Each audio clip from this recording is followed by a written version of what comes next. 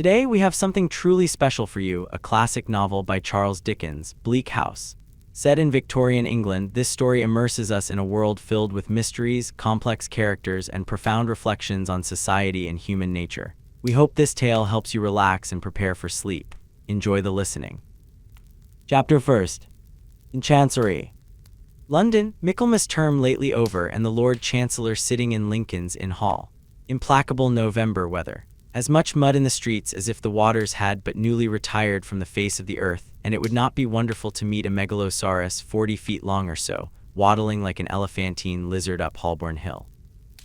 Smoke lowering down from chimney pots, making a soft black drizzle with flakes of soot in it as big as full-grown snowflakes, gone into mourning, one might imagine, for the death of the sun.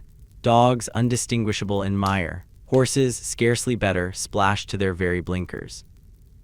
Foot passengers jostling one another's umbrellas in a general infection of ill temper, and losing their foothold at street corners, where tens of thousands of other foot passengers have been slipping and sliding since the day broke, if this day ever broke, adding new deposits to the crust upon crust of mud, sticking at those points tenaciously to the pavement, and accumulating at compound interest.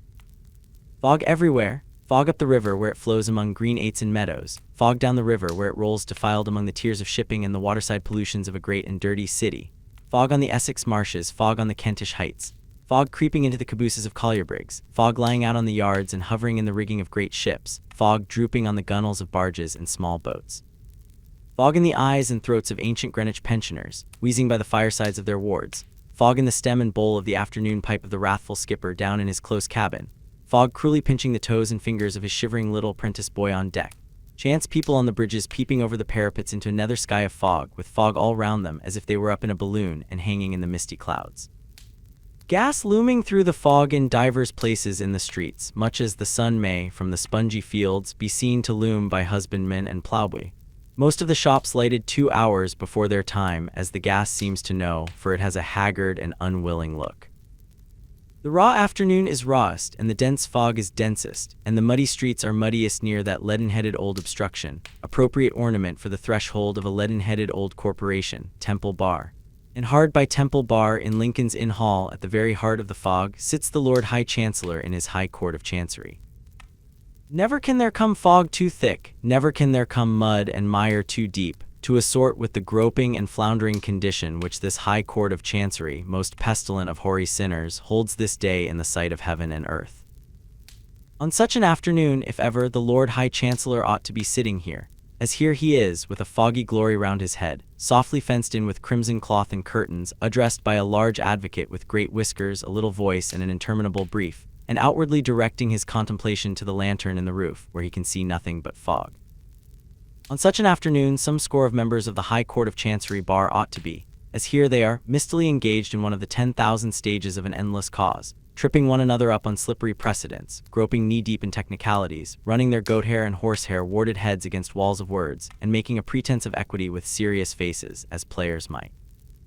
On such an afternoon, the various solicitors in the cause, some 2 or 3 of whom have inherited it from their fathers, who made a fortune by it, ought to be, as are they not, ranged in a line in a long matted well, but you might look in vain for truth at the bottom of it, between the registrar's red table and the silk gowns, with bills, cross-bills, answers, rejoinders, injunctions, affidavits, issues, references to masters' reports, mountains of costly nonsense piled before them. Well may the court be dim, with wasting candles here and there, well may the fog hang heavy in it, as if it would never get out, well may the stained glass windows lose their color and admit no light of day into the place.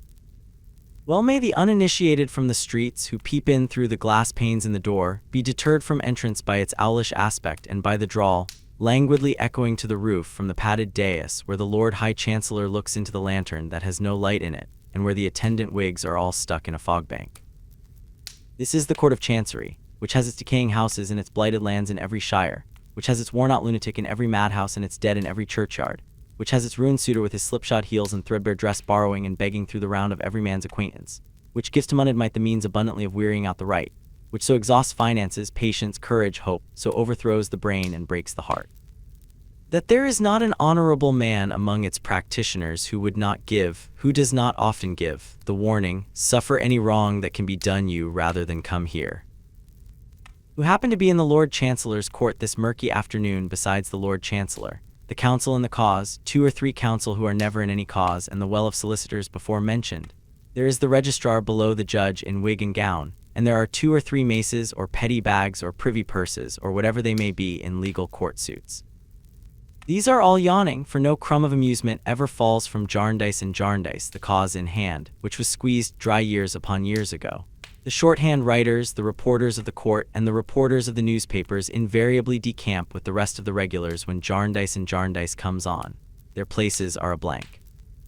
Standing on a seat at the side of the hall, the better to peer into the curtained sanctuary, is a little mad old woman in a squeezed bonnet who is always in court, from its sitting to its rising, and always expecting some incomprehensible judgment to be given in her favor. Some say she really is, or was, a party to a suit, but no one knows for certain because no one cares.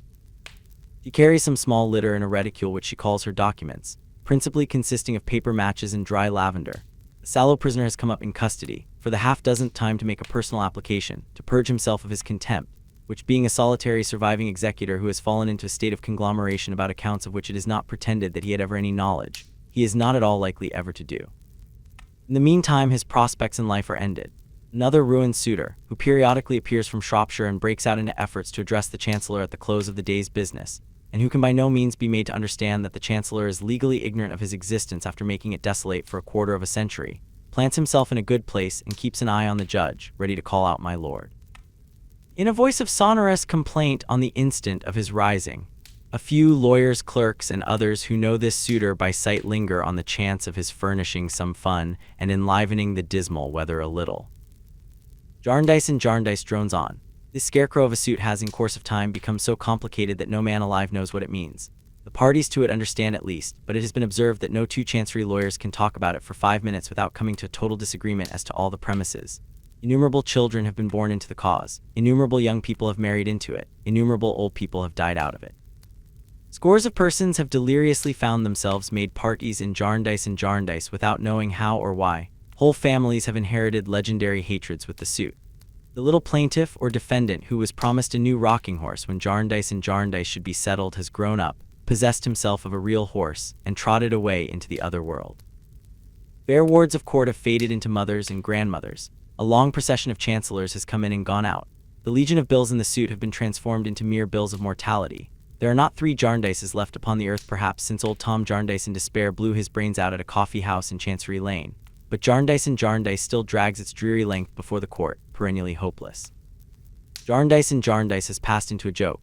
That is the only good that has ever come of it. It has been death to many, but it is a joke in the profession. Every master in Chancery has had a reference out of it. Every chancellor was in it, for somebody or other, when he was counsel at the bar.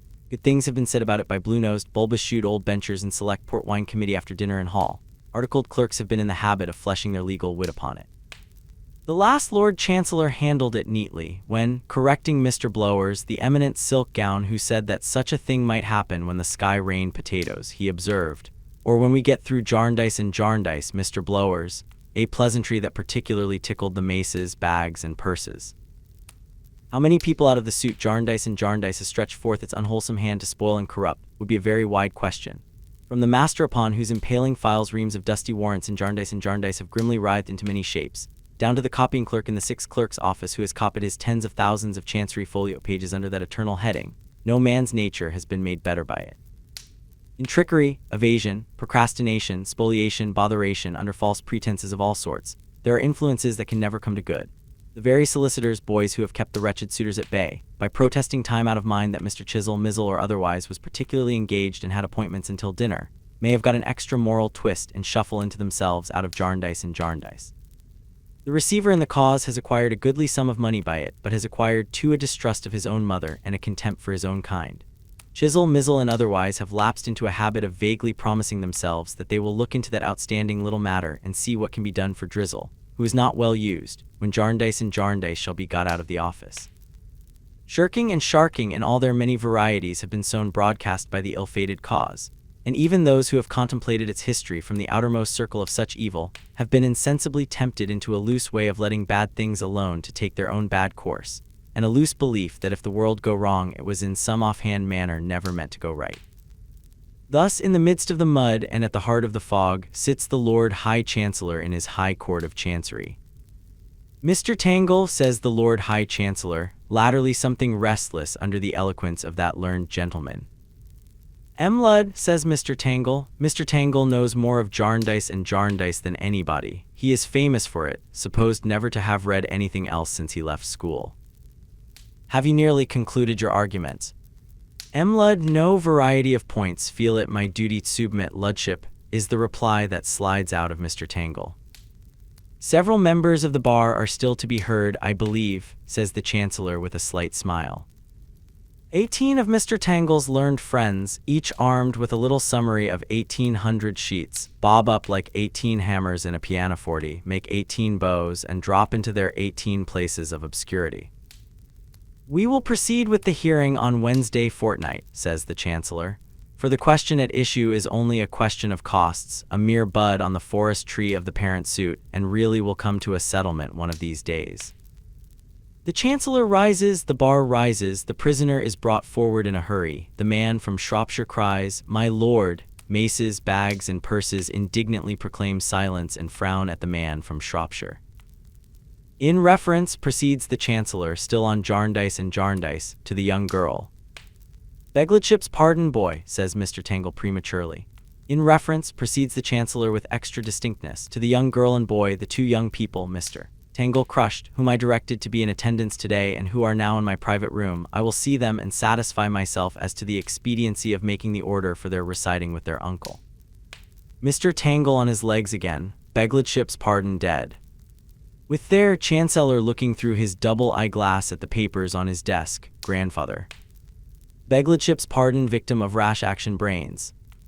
Suddenly a very little counsel with a terrific bass voice arises, fully inflated in the back settlements of the fog, and says, "Will your lordship allow me? I appear for him. He is a cousin, several times removed. I am not at the moment prepared to inform the court in what exact remove he is a cousin, but he is a cousin." Leaving this address, delivered like a sepulchral message, ringing in the rafters of the roof, the very little counsel drops, and the fog knows him no more. Everybody looks for him. Nobody can see him. "I will speak with both the young people," says the Chancellor anew, "and satisfy myself on the subject of their reciting with their cousin. I will mention the matter tomorrow morning when I take my seat." The Chancellor is about to bow to the bar when the prisoner is presented. Nothing can possibly come of the prisoner's conglomeration but his being sent back to prison, which is soon done. The man from Shropshire ventures another remonstrative, "My lord," but the Chancellor, being aware of him, has dexterously vanished. Everybody else quickly vanishes too. A battery of blue bags is loaded with heavy charges of papers and carried off by clerks. The little mad old woman marches off with her documents. The empty court is locked up.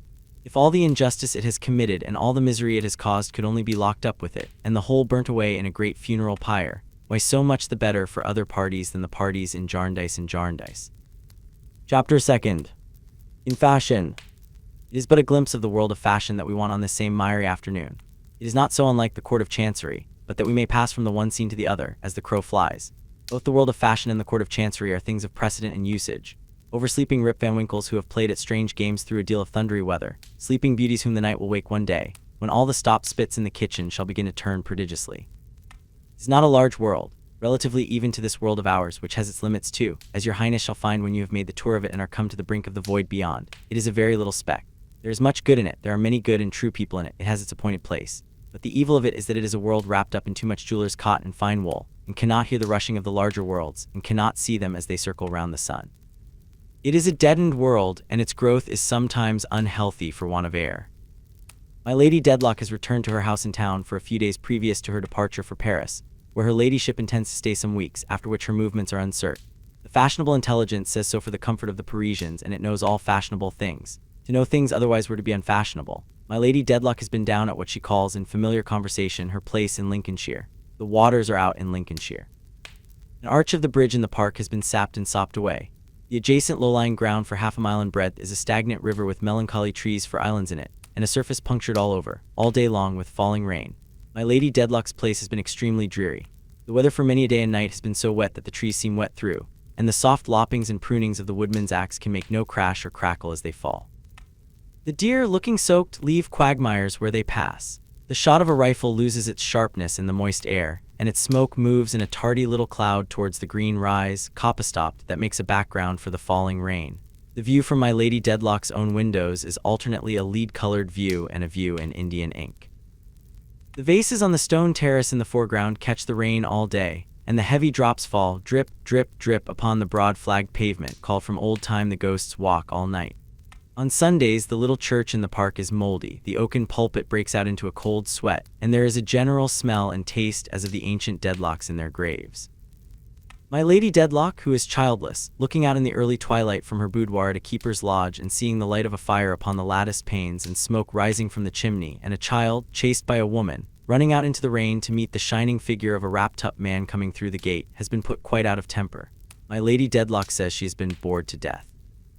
Therefore, my Lady Dedlock has come away from the place in Lincolnshire and has left it to the rain, and the crows, and the rabbits, and the deer, and the partridges and pheasants. The pictures of the Dedlocks past and gone have seemed to vanish into the damp walls in mere lowness of spirits, as the housekeeper has passed along the old rooms shutting up the shutters.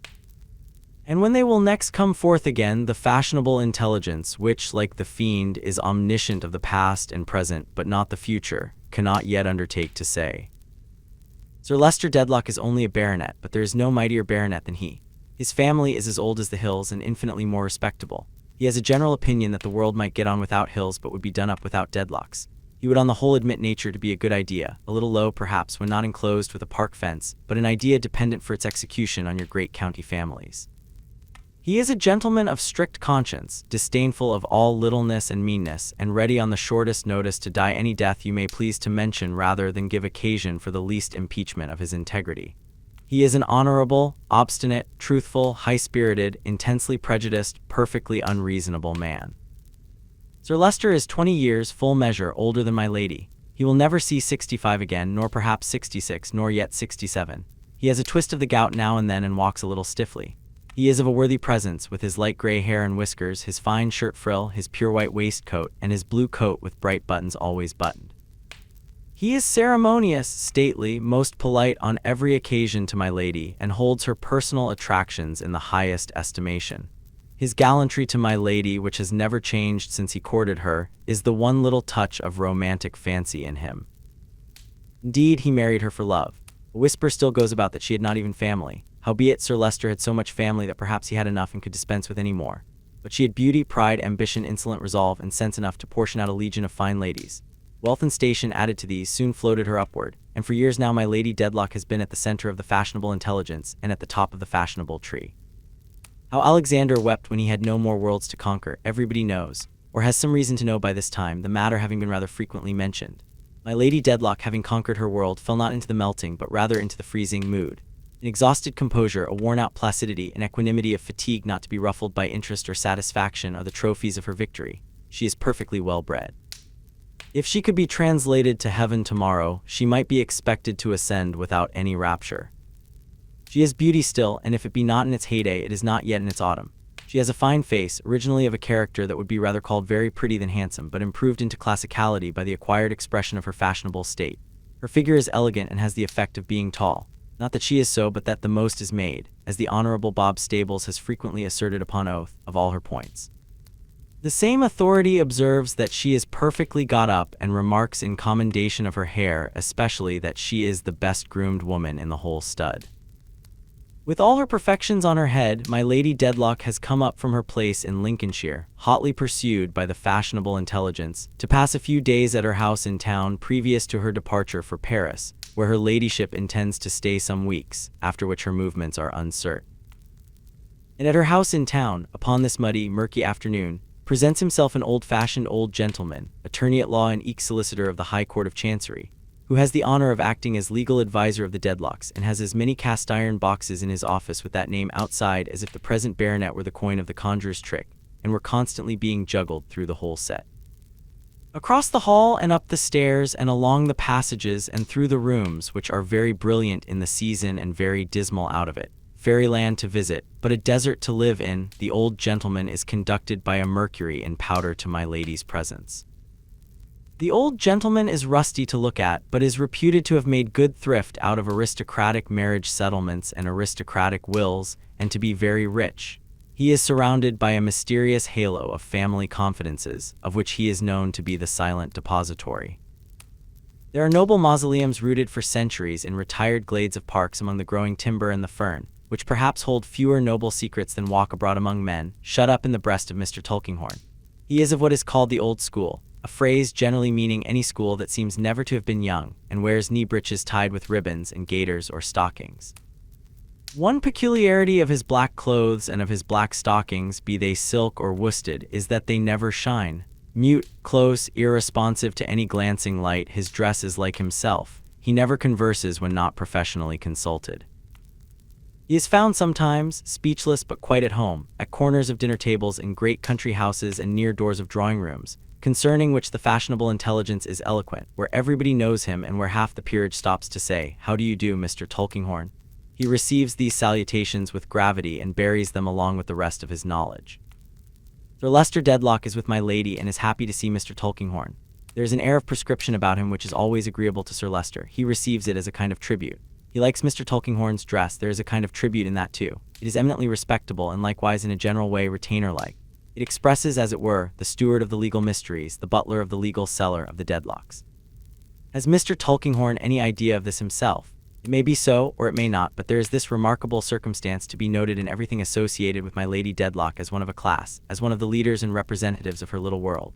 She supposes herself to be an inscrutable being, quite out of the reach and ken of ordinary mortals, seeing herself in her glass, where indeed she looks so. Yet every dim little star revolving about her, from her maid to the manager of the Italian opera, knows her weaknesses, prejudices, follies, haughtinesses, and caprices and lives upon as accurate a calculation, and as nice a measure of her moral nature as her dressmaker takes of her physical proportions. Is a new dress, a new custom, a new singer, a new dancer, a new form of jewelry, a new dwarf or giant, a new chapel, a new anything to be set up. There are deferential people in a dozen callings whom my Lady Dedlock suspects of nothing but prostration before her, who can tell you how to manage her as if she were a baby, who do nothing but nurse her all their lives, who, humbly affecting to follow with profound subservience, lead her and her whole troop after them, who in hooking one, hook all and bear them off as Lemuel Gulliver bore away the stately fleet of the majestic Lilliput.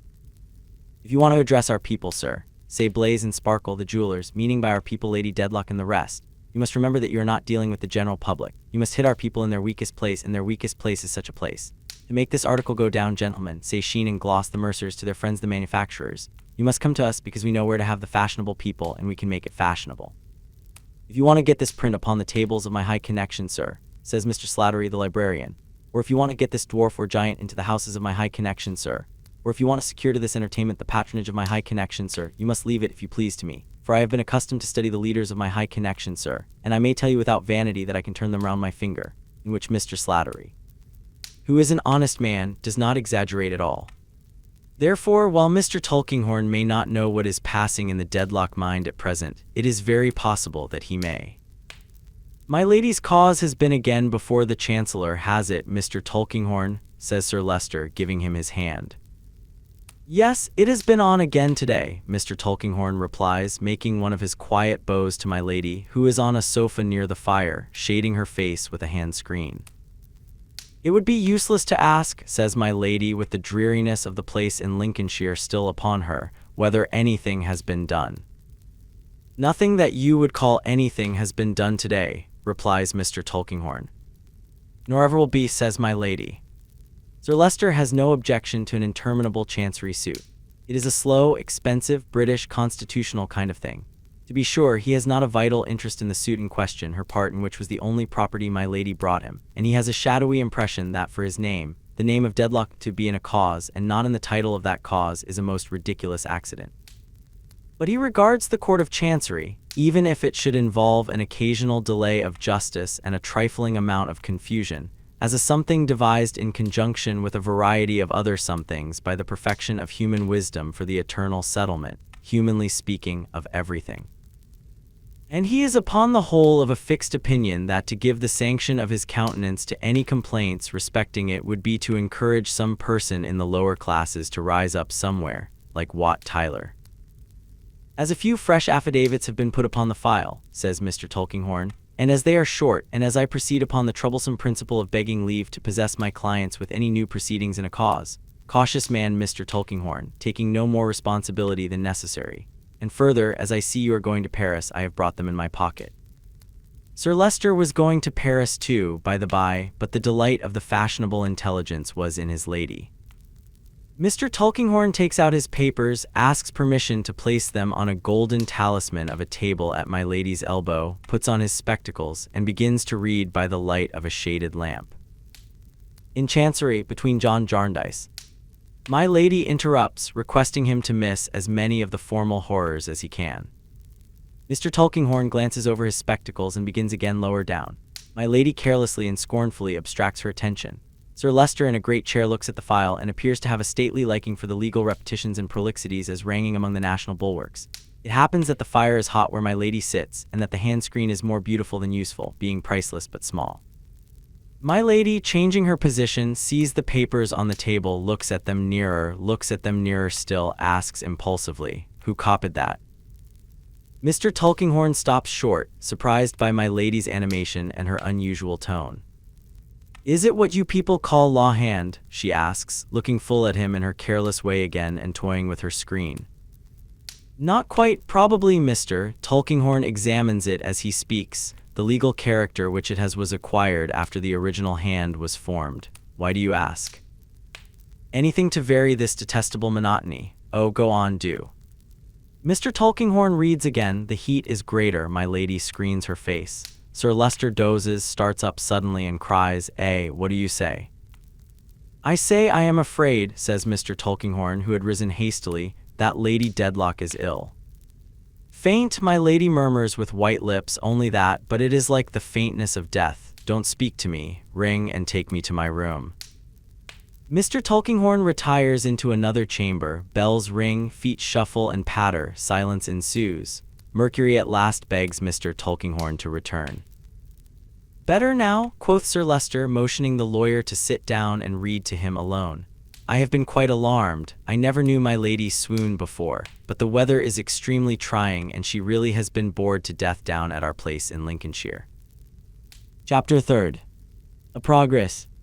I have a great deal of difficulty in beginning to write my portion of these pages, for I know I am not clever. I always knew that. I can remember when I was a very little girl indeed, I used to say to my doll when we were alone together, "Now, Dolly, I am not clever, you know very well, and you must be patient with me like a dear." And so she used to sit propped up in a great armchair with her beautiful complexion and rosy lips, staring at me, or not so much at me, I think, as at nothing, while I busily stitched away and told her every one of my secrets. My dear old doll, I was such a shy little thing that I seldom dared to open my lips and never dared to open my heart to anybody else. It almost makes me cry to think what a relief it used to be to me when I came home from school of a day to run upstairs to my room and say, "Oh, you dear faithful Dolly, I knew you would be expecting me," and then to sit down on the floor, leaning on the elbow of her great chair, and tell her all I had noticed since we parted. I had always rather a noticing way, not a quick way, oh no, a silent way of noticing what passed before me and thinking I should like to understand it better. I have not by any means a quick understanding. When I love a person very tenderly indeed, it seems to brighten, but even that may be my vanity. I was brought up from my earliest remembrance, like some of the princesses in the fairy stories, only I was not charming by my godmother. At least I only knew her as such. She was a good, good woman. She went to church 3 times every Sunday, and to morning prayers on Wednesdays and Fridays, and to lectures whenever there were lectures, and never missed. She was handsome, and if she had ever smiled would have been, I used to think, like an angel, but she never smiled. She was always grave and strict. She was so very good herself, I thought, that the badness of other people made her frown all her life. I felt so different from her, even making every allowance for the differences between a child and a woman. I felt so poor, so trifling, and so far off that I never could be unrestrained with her, no, could never even love her as I wished. It made me very sorry to consider how good she was and how unworthy of her I was, and I used ardently to hope that I might have a better heart. And I talked it over very often with the dear old doll, but I never loved my godmother as I ought to have loved her, and as I felt I must have loved her if I had been a better girl. This made me, I dare say, more timid and retiring than I naturally was, and cast me upon Dolly as the only friend with whom I felt at ease. But something happened when I was still quite a little thing that helped it very much. I had never heard my mamma spoken of. I had never heard of my papa either, but I felt more interested about my mamma. I had never worn a black frock that I could recollect. I had never been shown my mamma's grave. I had never been told where it was, yet I had never been taught to pray for any relation but my godmother. I had more than once approached this subject of my thoughts with Mrs. Rachel, our only servant, who took my light away when I was in bed, another very good woman, but austere to me, and she had only said, "Esther, good night," and gone away and left me. Although there were 7 girls at the neighboring school where I was a day boarder, and although they called me Little Esther Summerson, I knew none of them at home. All of them were older than I, to be sure, I was the youngest there by a good deal. But there seemed to be some other separation between us besides that, and besides their being far more clever than I was and knowing much more than I did. One of them, in the first week of my going to the school, I remember it very well, invited me home to a little party, to my great joy, but my godmother wrote a stiff letter declining for me, and I never went. I never went out at all. It was my birthday. There were holidays at school on other birthdays, none on mine. There were rejoicings at home on other birthdays, as I knew from what I heard the girls relate to one another. There were none on mine. My birthday was the most melancholy day at home in the whole year. I have mentioned that unless my vanity should deceive me, as I know it may, for I may be very vain without suspecting it, though indeed I don't, my comprehension is quickened when my affection is. My disposition is very affectionate, and perhaps I might still feel such a wound if such a wound could be received more than once with the quickness of that birthday. Dinner was over, and my godmother and I were sitting at the table before the fire. The clock ticked, the fire clicked. Not another sound had been heard in the room or in the house for I don't know how long. I happened to look timidly up from my stitching, across the table at my godmother, and I saw in her face, looking gloomily at me, "It would have been far better, little Esther, that you had had no birthday, that you had never been born." I broke out crying and sobbing, and I said, "Oh, dear godmother, tell me, pray do tell me, did mamma die on my birthday?" "No," she returned, "ask me no more, child." "Oh, do pray tell me something of her, do now, at last, dear godmother, if you please. What did I do to her? How did I lose her? Why am I so different from other children, and why is it my fault, dear godmother? No, no, no, don't go away, oh, speak to me." I was in a kind of fright beyond my grief, and I caught hold of her dress and was kneeling to her. She had been saying all the while, "Let me go," but now she stood still. Her darkened face had such power over me that it stopped me in the midst of my vehemence. I put up my trembling little hand to clasp hers, or to beg her pardon with what earnestness I might, but withdrew it as she looked at me and laid it on my fluttering heart.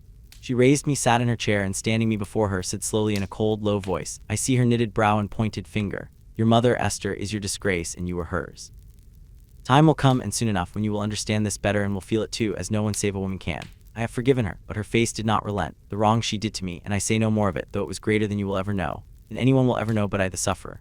For yourself, unfortunate girl, orphaned and degraded from the first of these evil anniversaries, pray daily that the sins of others be not visited upon your head, according to what is writ. Forget your mother and leave all other people to forget her who will do her unhappy child that greatest kindness. Now go." She checked me, however, as I was about to depart from her, so frozen as I was, and added this, "Submission, self-denial, diligent work are the preparations for a life begun with such a shadow on it. You are different from other children, Esther, because you were not born like them in common sinfulness and wrath. You are set apart." I went up to my room and crept to bed and laid my doll's cheek against mine wet with tears, and holding that solitary friend upon my bosom, cried myself to sleep. Imperfect as my understanding of my sorrow was, I knew that I had brought no joy at any time to anybody's heart, and that I was to no one upon earth what Dolly was to me. Dear, dear, to think how much time we passed alone together afterwards, and how often I repeated to the doll the story of my birthday, and confided to her that I would try as hard as ever I could to repair the fault I had been born with, of which I confessedly felt guilty and yet innocent, and would strive as I grew up to be industrious, contented, and kind-hearted, and to do some good to someone, and win some love to myself if I could. I hope it is not self-indulgent to shed these tears as I think of it. I am very thankful, I am very cheerful, but I cannot quite help their coming to my eyes. There, I have wiped them away now, and can go on again properly. I felt the distance between my godmother and myself so much more after the birthday, and felt so sensible of filling a place in her house which ought to have been empty, that I found her more difficult of approach, though I was fervently grateful to her in my heart than ever. I felt in the same way towards my school companions. I felt in the same way towards Mrs. Rachel, who was a widow, and towards her daughter, of whom she was proud, who came to see her once a fortnight. I was very retired and quiet, and tried to be very diligent. One sunny afternoon, when I had come home from school with my books and portfolio, watching my long shadow at my side, and as I was gliding upstairs to my room as usual, my godmother looked out of the parlor door and called me back. Sitting with her I found, which was very unusual indeed, a stranger. Portly, important-looking gentleman, dressed all in black, with a white cravat, large gold watch seals, a pair of gold eyeglasses, and a large seal ring upon his little finger. "This," said my godmother in an undertone, "is the child." Then she said in her naturally stern way of speaking, "This is Esther, sir."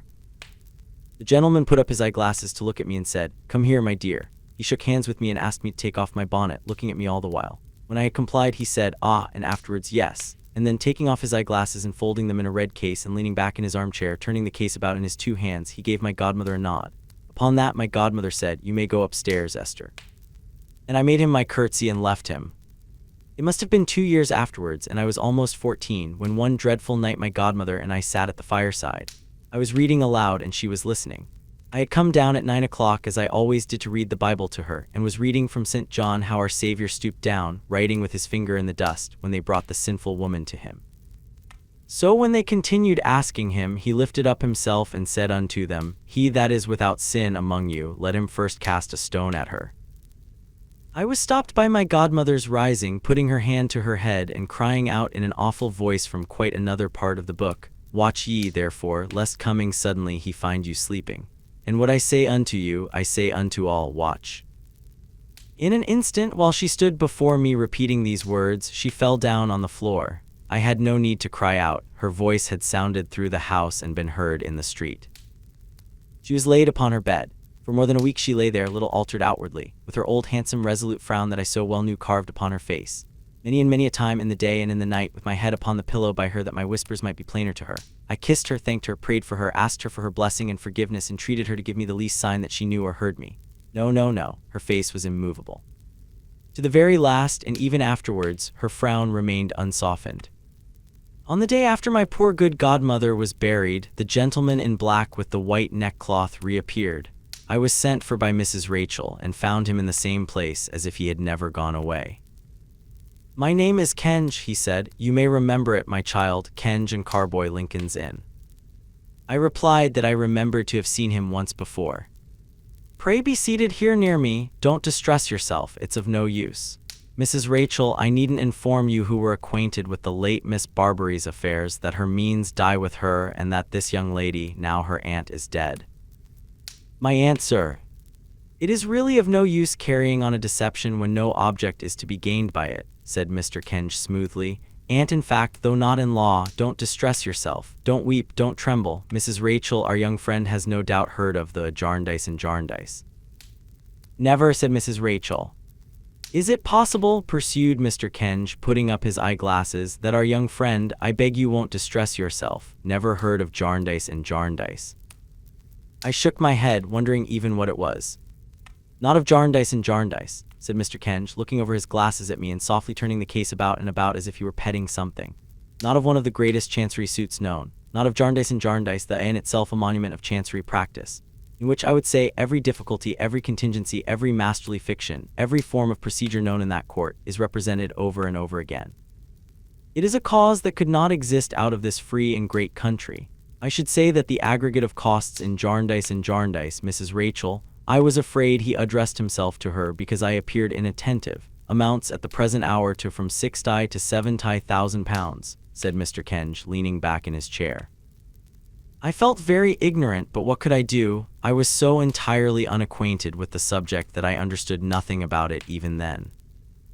"And she really never heard of the cause," said Mr. Kenge. "Surprising."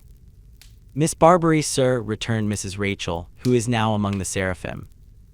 "I hope so, I am sure," said Mr. Kenge politely. "Wished Esther only to know what would be serviceable to her, and she knows, from any teaching she has had here, nothing more." "Well," said Mr. Kenge, "upon the whole, very proper. Now to the point," addressing me. "Miss Barbary, your sole relation, in fact that is, for I am bound to observe that in law you had none, being deceased, and it naturally not being to be expected that Mrs. Rachel—" "Oh dear no," said Mrs. Rachel quickly. "Quite so," assented Mr. Kenge. "That Mrs. Rachel should charge herself with your maintenance and support. I beg you won't distress yourself. You are in a position to receive the renewal of an offer which I was instructed to make to Miss Barbary some 2 years ago, and which, though rejected then, was understood to be renewable under the lamentable circumstances that have since occurred. Now, if I avow that I represent, in Jarndyce and otherwise, a highly humane, but at the same time singular, man, shall I compromise myself by any stretch of my professional caution?" said Mr. Kenge, leaning back in his chair again and looking calmly at us both. He appeared to enjoy beyond everything the sound of his own voice. I couldn't wonder at that, for it was mellow and full and gave great importance to every word he uttered. He listened to himself with obvious satisfaction, and sometimes gently beat time to his own music with his head or rounded a sentence with his hand. I was very much impressed by him. Even then, before I knew that he formed himself on the model of a great lord who was his client, and that he was generally called Conversation Kenge. Mr. Jarndyce, he pursued, being aware of the, I would say, desolate position of our young friend, offers to place her at a first-rate establishment where her education shall be completed, where her comfort shall be secured, where her reasonable wants shall be anticipated, where she shall be eminently qualified to discharge her duty in that station of life unto which it has pleased, shall I say Providence, to call her. My heart was filled so full, both by what he said and by his affecting manner of saying it, that I was not able to speak, though I tried. Mr. Jarndyce, he went on, makes no condition beyond expressing his expectation that our young friend will not at any time remove herself from the establishment in question without his knowledge and concurrence, that she will faithfully apply herself to the acquisition of those accomplishments, upon the exercise of which she will be ultimately dependent, that she will tread in the paths of virtue and honor, and so forth. I was still less able to speak than before. Now what does our young friend say? Proceeded Mr. Kenge. Take time, I pause for her reply, but take time. What the destitute subject of such an offer tried to say, I need not repeat. What she did say, I could more easily tell if it were worth the telling. What she felt and will feel to her dying hour, I could never relate. This interview took place at Windsor, where I had passed, as far as I knew, my whole life. On that day week, amply provided with all necessaries, I left it, inside the stagecoach, for Reading. Mrs. Rachel was too good to feel any emotion at parting, but I was not so good, and wept bitterly. I thought that I ought to have known her better after so many years, and ought to have made myself enough of a favorite with her to make her sorry then. When she gave me one cold parting kiss upon my forehead, like a thaw-drop from the stone porch, it was a very frosty day. I felt so miserable and self-reproachful that I clung to her and told her it was my fault. I knew that she could say goodbye so easily. No, Esther, she returned, it is your misfortune. The coach was at the little lawn gate. We had not come out until we heard the wheels, and thus I left her with a sorrowful heart. She went in before my boxes were lifted to the coach roof and shut the door. As long as I could see the house, I looked back at it from the window through my tears. My godmother had left Mrs. Rachel all the little property she possessed, and there was to be a sale, and an old hearthrug with roses on it, which always seemed to me the first thing in the world I had ever seen, was hanging outside in the frost and snow. A day or two before, I had wrapped the dear old doll in her own shawl and quietly laid her, I am half ashamed to tell it, in the garden earth under the tree that shaded my old window. I had no companion left but my bird, and him I carried with me in his cage. When the house was out of sight, I sat with my bird cage in the straw at my feet, forward on the low seat to look out of the high window, watching the frosty trees that were like beautiful pieces of spar, and the fields all smooth and white with last night's snow, and the sun, so red but yielding so little heat, and the ice dark like metal where the skaters and sliders had brushed the snow away. There was a gentleman in the coach who sat on the opposite seat and looked very large in a quantity of wrappings, but he sat gazing out of the other window and took no notice of me. I thought of my dead godmother, of the night when I read to her, of her frowning so fixedly and sternly in her bed, of the strange place I was going to, of the people I should find there, and what they would be like, and what they would say to me, when a voice in the coach gave me a terrible start. It said, "What the devil are you crying for?" I was so frightened that I lost my voice and could only answer in a whisper, "Me, sir," for of course I knew it must have been the gentleman in the quantity of wrappings, though he was still looking out of his window. "Yes, you," he said, turning round. "I didn't know I was crying, sir," I faltered. "But you are," said the gentleman. "Look here." He came quite opposite to me from the other corner of the coach, brushed one of his large furry cuffs across my eyes, but without hurting me, and showed me that it was wet. "There, now you know you are," he said, "don't you?" "Yes, sir," I said. "And what are you crying for?" said the gentleman. "Don't you want to go there?" "Where, sir?" "Where? Why, wherever you're going," said the gentleman. "I am very glad to go there, sir," I answered. "Well then, look glad," said the gentleman. I thought he was very strange, or at least that what I could see of him was very strange, for he was wrapped up to the chin, and his face was almost hidden in a fur cap with broad fur straps at the side of his head fastened under his chin. But I was composed again and not afraid of him. So I told him that I thought I must have been crying because of my godmother's death, and because of Mrs. Rachel's not being sorry to part with me. "Confound Mrs. Rachel," said the gentleman. "Let her fly away in a high wind on a broomstick." I began to be really afraid of him now and looked at him with the greatest astonishment. But I thought that he had pleasant eyes, although he kept on muttering to himself in an angry manner and calling Mrs. Rachel names. After a little while, he opened his outer wrapper, which appeared to me large enough to wrap up the whole coach, and put his arm down into a deep pocket in the side. "Now look here," he said. "In this paper, which was nicely folded, is a piece of the best plum cake that can be got for money, sugar on the outside an inch thick like fat on mutton chops. Here's a little pie, a gem this is, both for size and quality, made in France. And what do you suppose it's made of? Livers of fat geese. There's a pie, now let's see you eat 'em." "Thank you, sir," I replied. "Thank you very much indeed, but I hope you won't be offended. They are too rich for me." "Floored again," said the gentleman, which I didn't at all understand, and threw them both out of window. He did not speak to me any more until he got out of the coach a little way short of reading, when he advised me to be a good girl and to be studious, and shook hands with me. I must say I was relieved by his departure. We left him at a milestone. I often walked past it afterwards, and never for a long time without thinking of him and half expecting to meet him. But I never did, and so, as time went on, he passed out of my mind. When the coach stopped, a very neat lady looked up at the window and said, "Miss Donny." "No, ma'am, Esther Summerson." "That is quite right," said the lady, "Miss Donny." I now understood that she introduced herself by that name and begged Miss Donny's pardon for my mistake and pointed out my boxes at her request. Under the direction of a very neat maid, they were put outside a very small green carriage, and then Miss Donny, the maid, and I got inside and were driven away. "Everything is ready for you, Esther," said Miss Donny, "and the scheme of your pursuits has been arranged in exact accordance with the wishes of your guardian, Mr. Jarndyce." "Of did you say, ma'am?" "Of your guardian, Mr. Jarndyce," said Miss Donny. I was so bewildered that Miss Donny thought the cold had been too severe for me and lent me her smelling bottle. "Do you know my guardian, Mr. Jarndyce, ma'am?" I asked after a good deal of hesitation. "Not personally, Esther," said Miss Donny, "merely through his solicitors, Messrs. Kenge and Carboy of London. A very superior gentleman, Mr. Kenge, truly eloquent indeed, some of his periods quite majestic." I felt this to be very true, but was too confused to attend to it. Our speedy arrival at our destination, before I had time to recover myself, increased my confusion, and I never shall forget the uncertain and the unreal air of everything at Greenleaf, Miss Donny's house, that afternoon. But I soon became used to it. I was so adapted to the routine of Greenleaf before long that I seemed to have been there a great while and almost to have dreamed rather than really lived my old life at my godmother. Nothing could be more precise, exact, and orderly than Greenleaf. There was a time for everything all round the dial of the clock, and everything was done at its appointed moment. We were 12 boarders, and there were 2 Miss Donny's twins.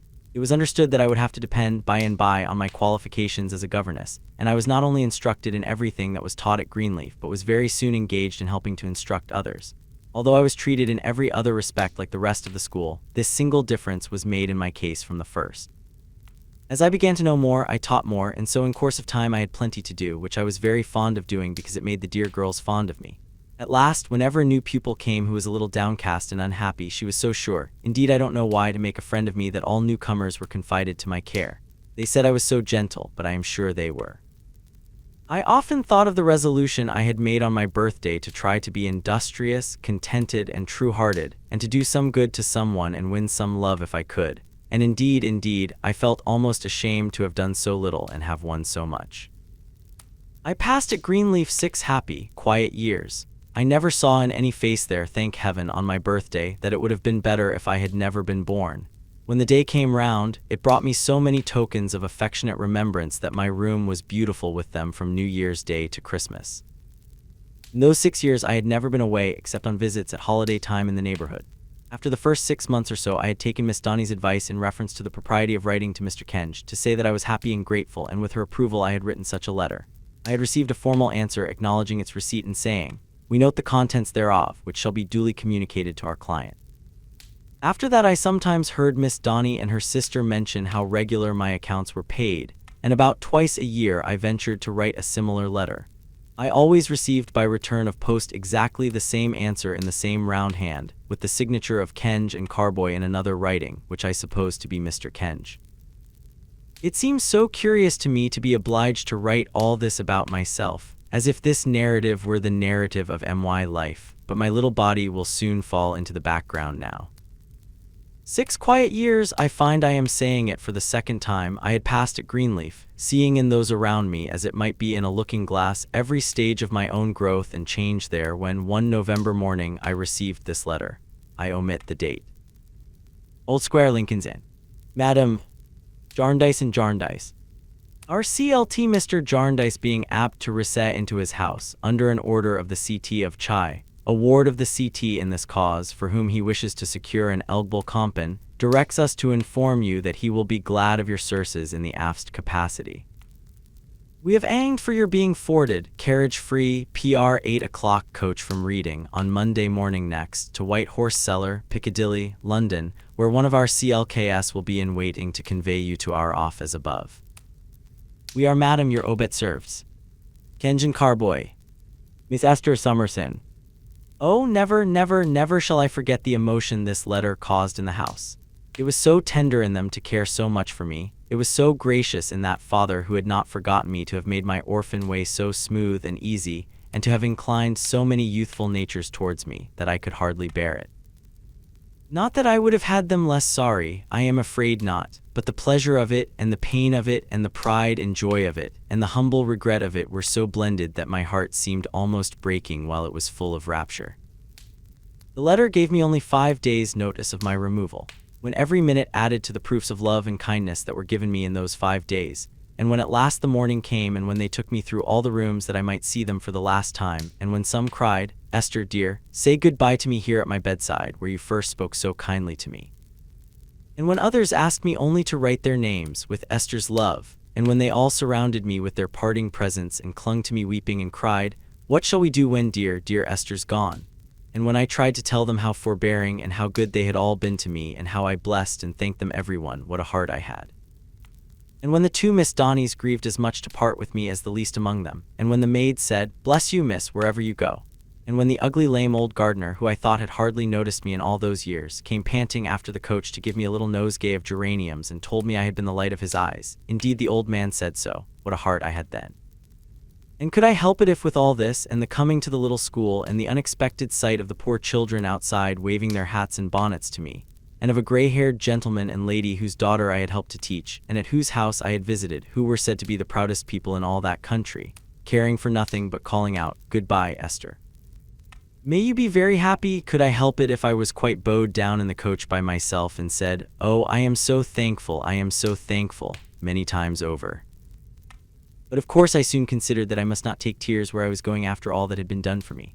Therefore, of course, I made myself sob less and persuaded myself to be quiet by saying very often, Esther, now you really must, this will not do. I cheered myself up pretty well at last, though I am afraid I was longer about it than I ought to have been, and when I had cooled my eyes with lavender water, it was time to watch for London. I was quite persuaded that we were there when we were 10 miles off, and when we really were there that we should never get there. However, when we began to jolt upon a stone pavement, and particularly when every other conveyance seemed to be running into us, and we seemed to be running into every other conveyance, I began to believe that we really were approaching the end of our journey. Very soon afterwards we stopped. A young gentleman who had inked himself by accident addressed me from the pavement and said, I am from Kenge and Carboy's, miss, of Lincoln's Inn. If you please, sir, said I.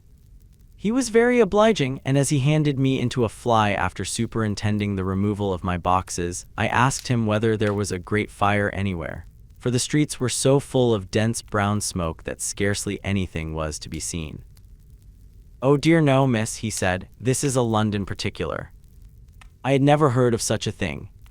A fog, miss, said the young gentleman. Oh indeed, said I. We drove slowly through the dirtiest and darkest streets that ever were seen in the world, I thought, and in such a distracting state of confusion that I wondered how the people kept their senses, until we passed into sudden quietude under an old gateway and drove on through a silent square until we came to an odd nook in a corner, where there was an entrance up a steep, broad flight of stairs, like an entrance to a church. And there really was a churchyard outside under some cloisters, for I saw the gravestones from the staircase window. This was Kenge and Carboy. The young gentleman showed me through an outer office into Mr. Kenge's room. There was no one in it, and politely put an armchair for me by the fire. He then called my attention to a little looking-glass hanging from a nail on one side of the chimney-piece. In case you should wish to look at yourself, miss, after the journey as you're going before the Chancellor. Not that it's requisite, I am sure, said the young gentleman civilly. Going before the Chancellor, I said, startled for a moment. Only a matter of form, miss, returned the young gentleman. Mr. Kenge is in court now. He left his compliments, and would you partake of some refreshment? There were biscuits and a decanter of wine on a small table, and look over the paper, which the young gentleman gave me as he spoke. He then stirred the fire and left me. Everything was so strange, the stranger from its being night in the daytime, the candles burning with a white flame and looking raw and cold, that I read the words in the newspaper without knowing what they meant and found myself reading the same words repeatedly.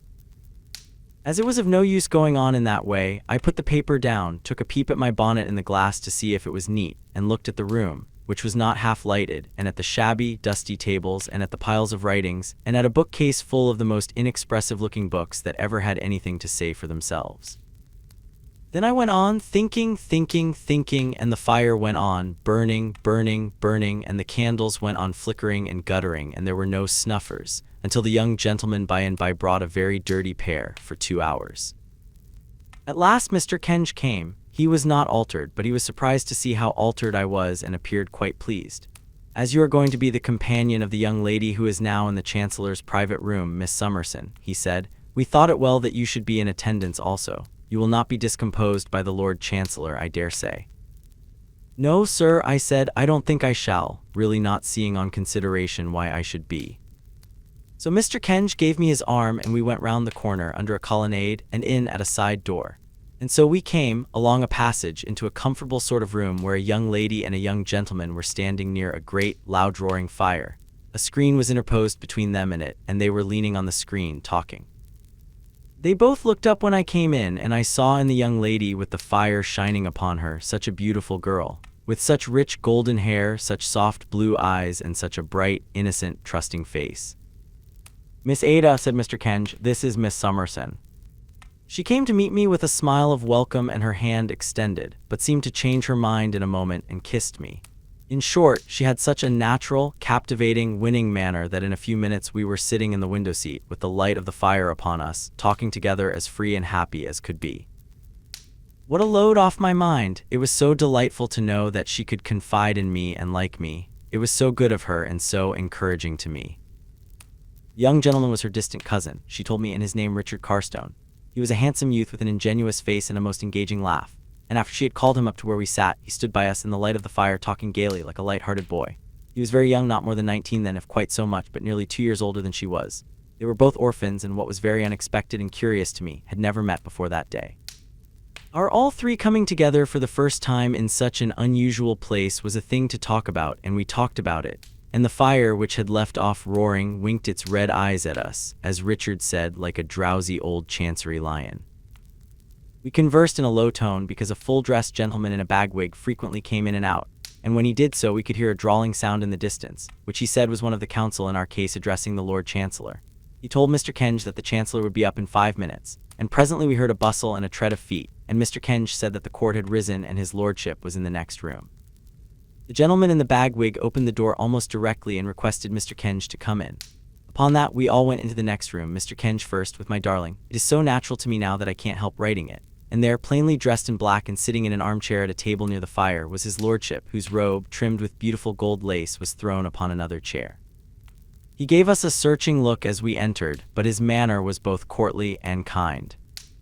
The gentleman in the bagwig laid bundles of papers on his lordship's table, and his lordship silently selected one and turned over the leaves. "Miss Clare," said the Lord Chancellor, "Miss Ada Clare." Mr. Kenge presented her, and his lordship begged her to sit down near him.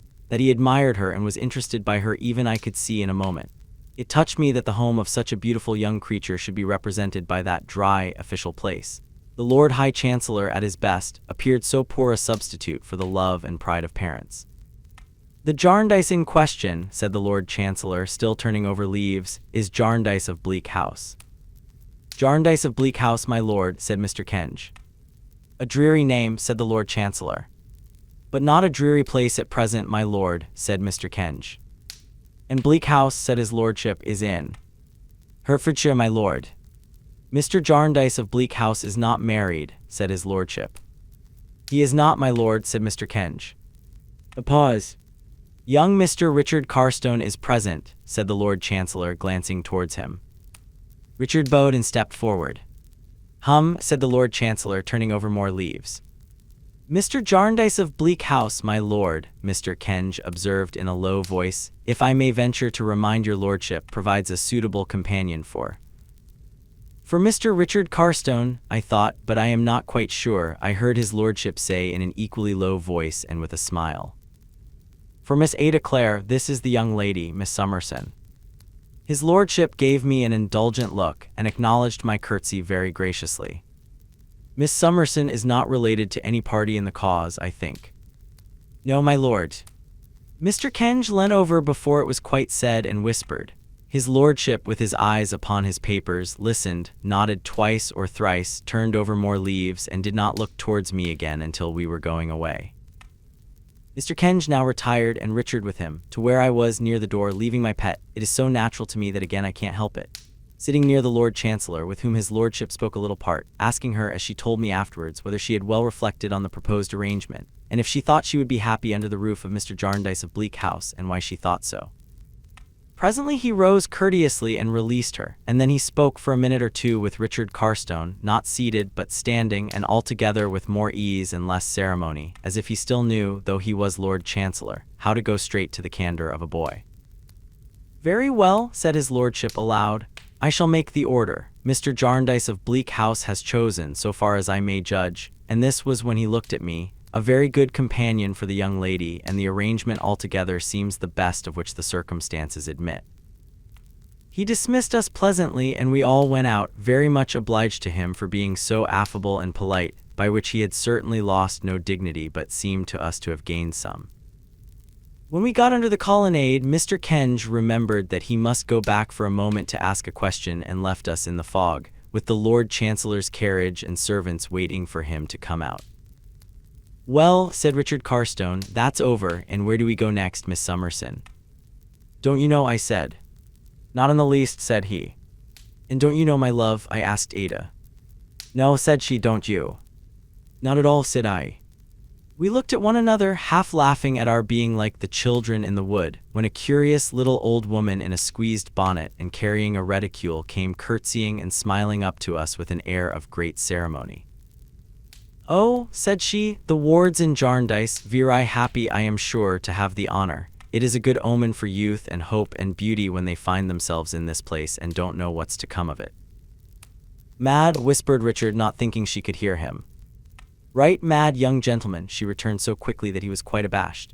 I was a ward myself. I was not mad at that time, curtsying low and smiling between every little sentence. I had youth and hope, I believe beauty. It matters very little now. Neither of the three served or saved me. I have the honor to attend court regularly. With my documents, I expect a judgment shortly, on the day of judgment. I have discovered that the sixth seal mentioned in the Revelations is the Great Seal. It has been open a long time. Pray accept my blessing. As Ada was a little frightened, I said, to humor the poor old lady, that we were much obliged to her. Ye-ease, she said mincingly, I imagine so, and here is Conversation Kenge with his documents. How does your honorable worship do? Quite well, now don't be troublesome, that's a good soul, said Mr. Kenge, leading the way back. By no means, said the poor old lady, keeping up with Ada and me, anything but troublesome. I shall confer estates on both, which is not being troublesome, I trust. I expect a judgment, shortly. On the day of judgment, this is a good omen for you, accept my blessing. She stopped at the bottom of the steep, broad flight of stairs, but we looked back as we went up and she was still there, saying, still with a curtsy and a smile between every little sentence, youth, and hope, and beauty, and chancery, and Conversation Kenge, pray accept my blessing. Chapter 4th. Telescopic Philanthropy. We were to pass the night, Mr. Kenge told us when we arrived in his room, at Mrs. Jellyby's, and then he turned to me and said he took it for granted I knew who Mrs. Jellyby was. I really don't, sir, I returned. Perhaps Mr. Carstone or Miss Clare. But no, they knew nothing whatever about Mrs. Jellyby.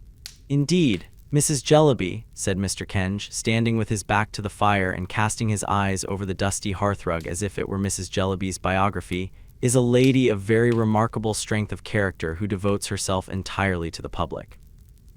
She has devoted herself to an extensive variety of public subjects at various times, and is at present, until something else attracts her, devoted to the subject of Africa, with a view to the general cultivation of the coffee berry and the natives, and the happy settlement on the banks of the African rivers of our superabundant home population. Mr. Jarndyce, who is desirous to aid any work that is considered likely to be a good work and who is much sought after by philanthropists, has, I believe, a very high opinion of Mrs. Jellyby. Mr. Kenge, adjusting his cravat, then looked at us. "And Mr. Jellyby, sir," suggested Richard. "Ah, Mr. Jellyby," said Mr. Kenge, I don't know that I can describe him to you better than by saying that he is the husband of Mrs. Jellyby." "A nonentity, sir," said Richard with a droll look. "I don't say that," returned Mr. Kenge gravely. "I can't say that indeed, for I know nothing whatever of Mr. Jellyby. I never, to my knowledge, had the pleasure of seeing Mr. Jellyby. He may be a very superior man, but he is, so to speak, merged in the more shining qualities of his wife." Mr. Kenge proceeded to tell us that as the road to Bleak House would have been very long, dark, and tedious on such an evening, and as we had been traveling already, Mr. Jarndyce had himself proposed this arrangement. A carriage would be at Mrs. Jellyby's to convey us out of town early in the forenoon of tomorrow. He then rang a little bell, and the young gentleman came in. Addressing him by the name of Guppy, Mr. Kenge inquired whether Miss Summerson's boxes and the rest of the baggage had been sent round. Mr. Guppy said yes, they had been sent round, and a coach was waiting to take us round too as soon as we pleased. "Then it only remains," said Mr. Kenge, shaking hands with us, "for me to express my lively satisfaction and good day, Miss Clare.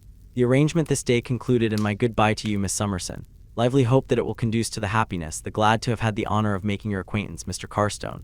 Welfare, the advantage in all points of view of all concerned. Guppy, see the party safely there." "Where is there, Mr. Guppy?" said Richard as we went downstairs. "No distance," said Mr. Guppy, "round in Thavies Inn, you know." "I can't say I know where it is, for I come from Winchester and am strange in London." "Only round the corner," said Mr. Guppy. "We just twist up Chancery Lane and cut along Holborn, and there we are in 4 minutes' time, as near as a toucher. This is about a London particular now, ain't it, miss?" He seemed quite delighted with it on my account. "The fog is very dense indeed," said I. "Not that it affects you, though, I'm sure," said Mr. Guppy, putting up the steps. "On the contrary, it seems to do you good, miss, judging from your appearance." I knew he meant well in paying me this compliment, so I laughed at myself for blushing at it when he had shut the door and got upon the box. And we all three laughed and chatted about our inexperience and the strangeness of London until we turned up under an archway to our destination, a narrow street of high houses like an oblong cistern to hold the fog.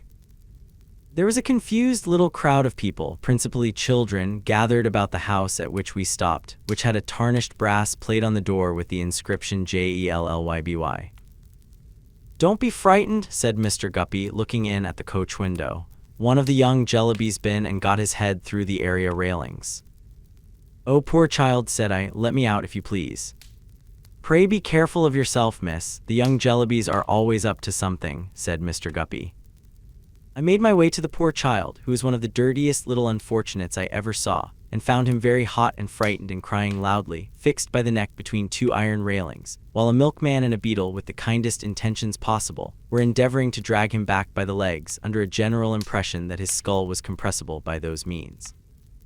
As I found, after pacifying him, that he was a little boy with a naturally large head, I thought that perhaps where his head could go, his body could follow, and mentioned that the best mode of extrication might be to push him forward. This was so favorably received by the milkman and beadle that he would immediately have been pushed into the area if I had not held his pinafore, while Richard and Mr. Guppy ran down through the kitchen to catch him when he should be released. At last he was happily got down without any accident, and then he began to beat Mr. Guppy with a hoop stick in quite a frantic manner. Nobody had appeared belonging to the house except a person in pads, who had been poking at the child from below with a broom. I don't know with what object, and I don't think she did. I therefore supposed that Mrs. Jellyby was not at home, and was quite surprised when the person appeared in the passage without the pattens, and going up to the back room on the first floor before Ada and me, announced us as "them 2 young ladies, Mrs. Jellyby."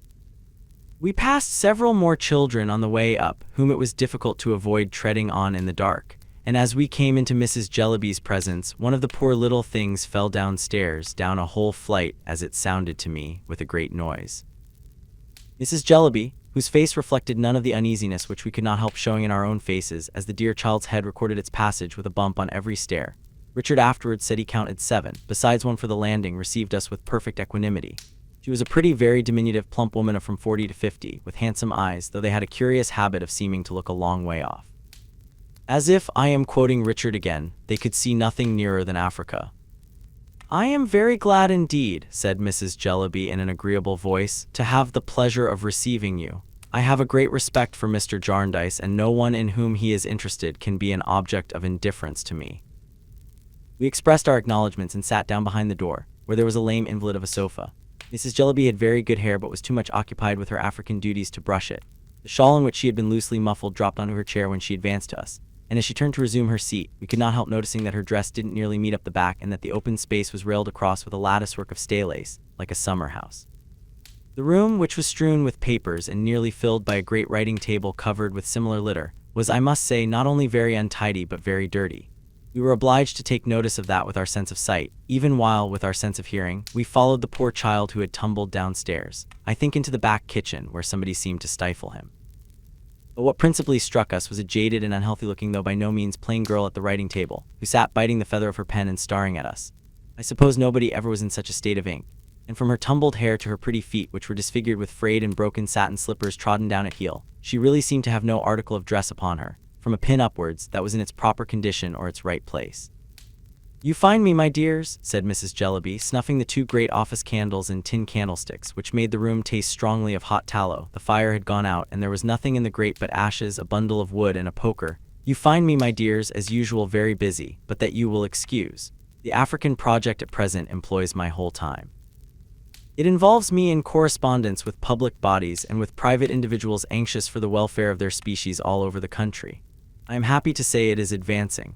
We hope by this time next year to have from 150 to 200 healthy families cultivating coffee and educating the natives of Boreabulaga on the left bank of the Niger." As Ada said nothing but looked at me, I said it must be very gratifying.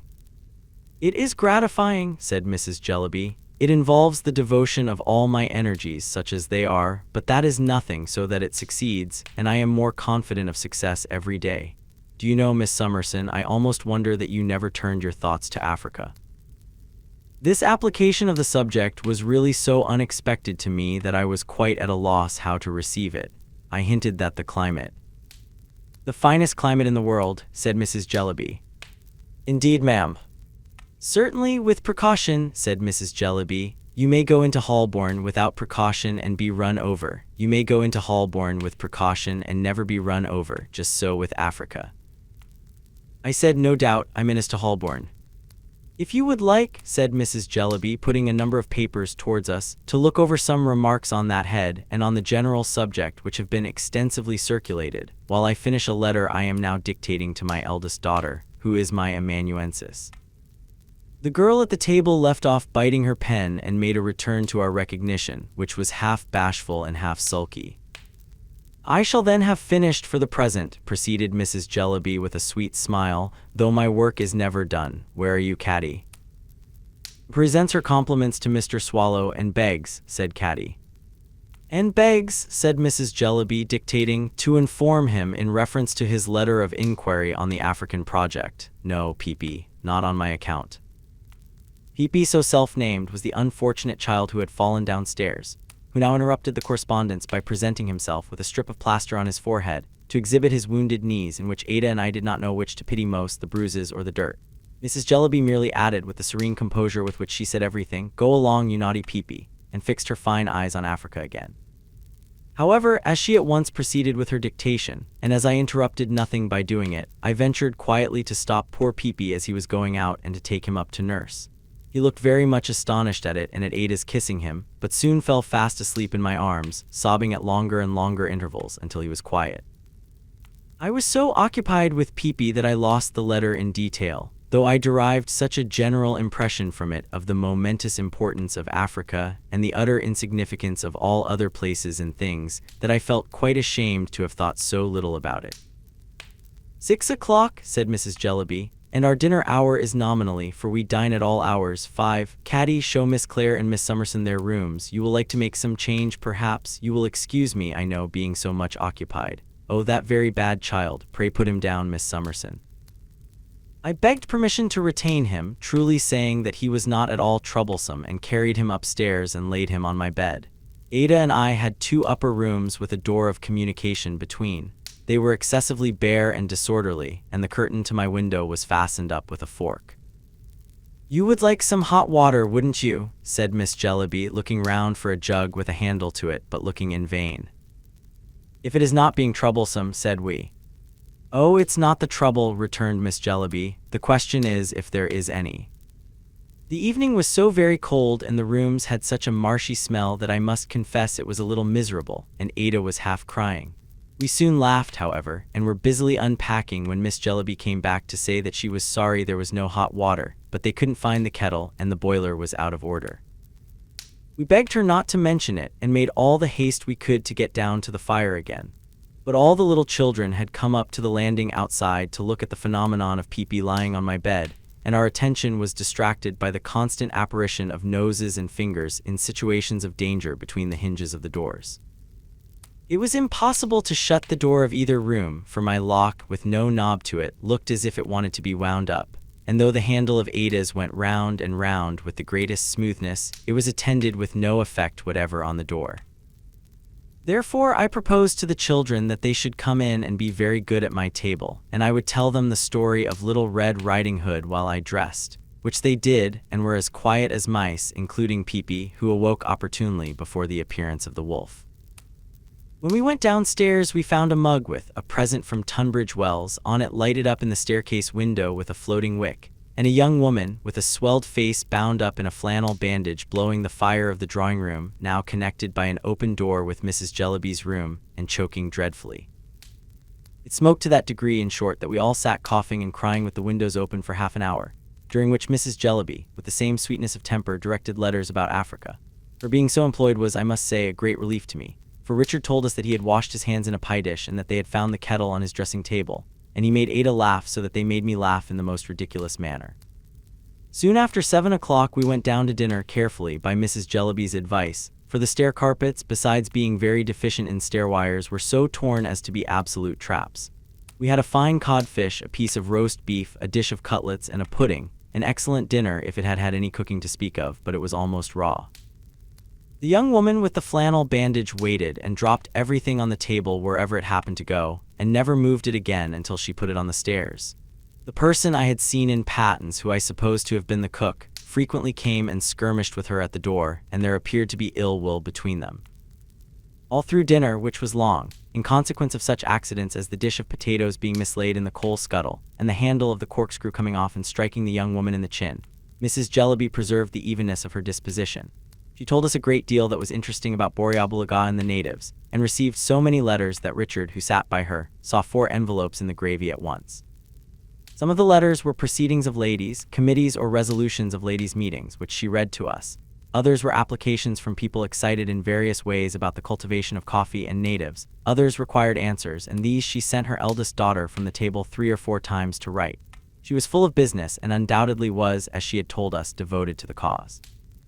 I was a little curious to know who a mild, bald gentleman in spectacles was, who dropped into a vacant chair, there was no top or bottom in particular, after the fish was taken away, and seemed passively to submit himself to Borrioboola but not to be actively interested in that settlement. As he never spoke a word, he might have been a native but for his complexion. It was not until we left the table, and he remained alone with Richard, that the possibility of his being Mr. Jellyby ever entered my head. But he was Mr. Jellyby, and a loquacious young man called Mr. Quale, with large shining knobs for temples and his hair all brushed to the back of his head, who came in the evening and told Ada he was a philanthropist, also informed her that he called the matrimonial alliance of Mrs. Jellyby with Mr. Jellyby the union of mind and matter. This young man, besides having a great deal to say for himself about Africa, and a project of his for teaching the coffee colonists to teach the natives to turn pianoforte legs and establish an export trade, delighted in drawing Mrs. Jellyby out by saying, "I believe now, Mrs. Jellyby, you have received as many as from 150 to 200 letters respecting Africa in a single day, have you not? Or, if my memory does not deceive me, Mrs. Jellyby, you once mentioned that you had sent off 5,000 circulars from one post office at one time," always repeating Mrs. Jellyby's answer to us like an interpreter. During the whole evening, Mr. Jellyby sat in a corner with his head against the wall as if he were subject to low spirits. It seemed that he had several times opened his mouth when alone with Richard after dinner, as if he had something on his mind, but had always shut it again, to Richard's extreme confusion, without saying anything. Mrs. Jellyby, sitting in quite a nest of waste paper, drank coffee all the evening and dictated at intervals to her eldest daughter. She also held a discussion with Mr. Quale, of which the subject seemed to be, if I understood it, the brotherhood of humanity, and gave utterance to some beautiful sentiments. I was not so attentive an auditor as I might have wished to be, however, for Peepy and the other children came flocking about Ada and me in a corner of the drawing room to ask for another story. So we sat down among them and told them in whispers Puss in Boots, and I don't know what else until Mrs. Jellyby, accidentally remembering them, sent them to bed. As Peepy cried for me to take him to bed, I carried him upstairs, where the young woman with the flannel bandage charged into the midst of the little family like a dragon and overturned them into cribs. After that I occupied myself in making our room a little tidy and in coaxing a very cross fire that had been lighted to burn, which at last it did, quite brightly. On my return downstairs, I felt that Mrs. Jellyby looked down upon me rather for being so frivolous, and I was sorry for it, though at the same time I knew that I had no higher pretensions. It was nearly midnight before we found an opportunity of going to bed, and even then we left Mrs. Jellyby among her papers drinking coffee and Miss Jellyby biting the feather of her pen. "What a strange house," said Ada when we got upstairs. "How curious of my cousin Jarndyce to send us here." "My love," said I, "it quite confuses me. I want to understand it, and I can't understand it at all." "What?" asked Ada with her pretty smile. "All this, my dear," said I. "It must be very good of Mrs. Jellyby to take such pains about a scheme for the benefit of natives, and yet Peepy and the housekeeping." Ada laughed and put her arm about my neck as I stood looking at the fire and told me I was a quiet, dear, good creature and had won her heart. "You are so thoughtful, Esther," she said, "and yet so cheerful, and you do so much so unpretendingly, you would make a home out of even this house."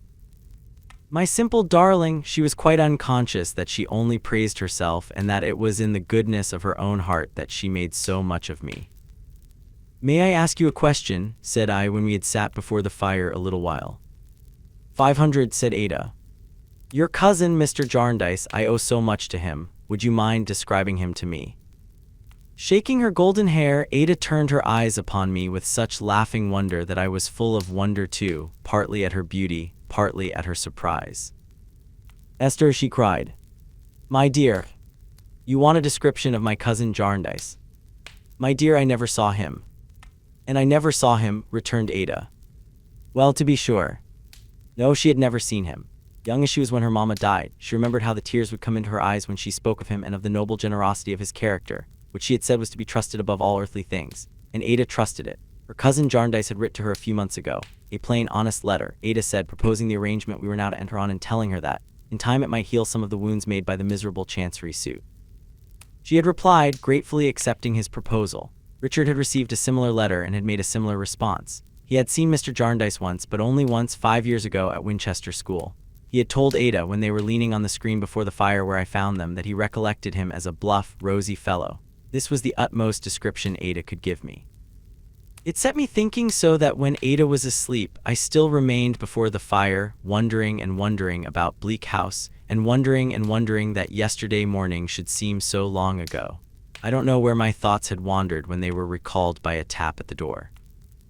I opened it softly and found Miss Jellyby shivering there with a broken candle and a broken candlestick in one hand and an egg cup in the other.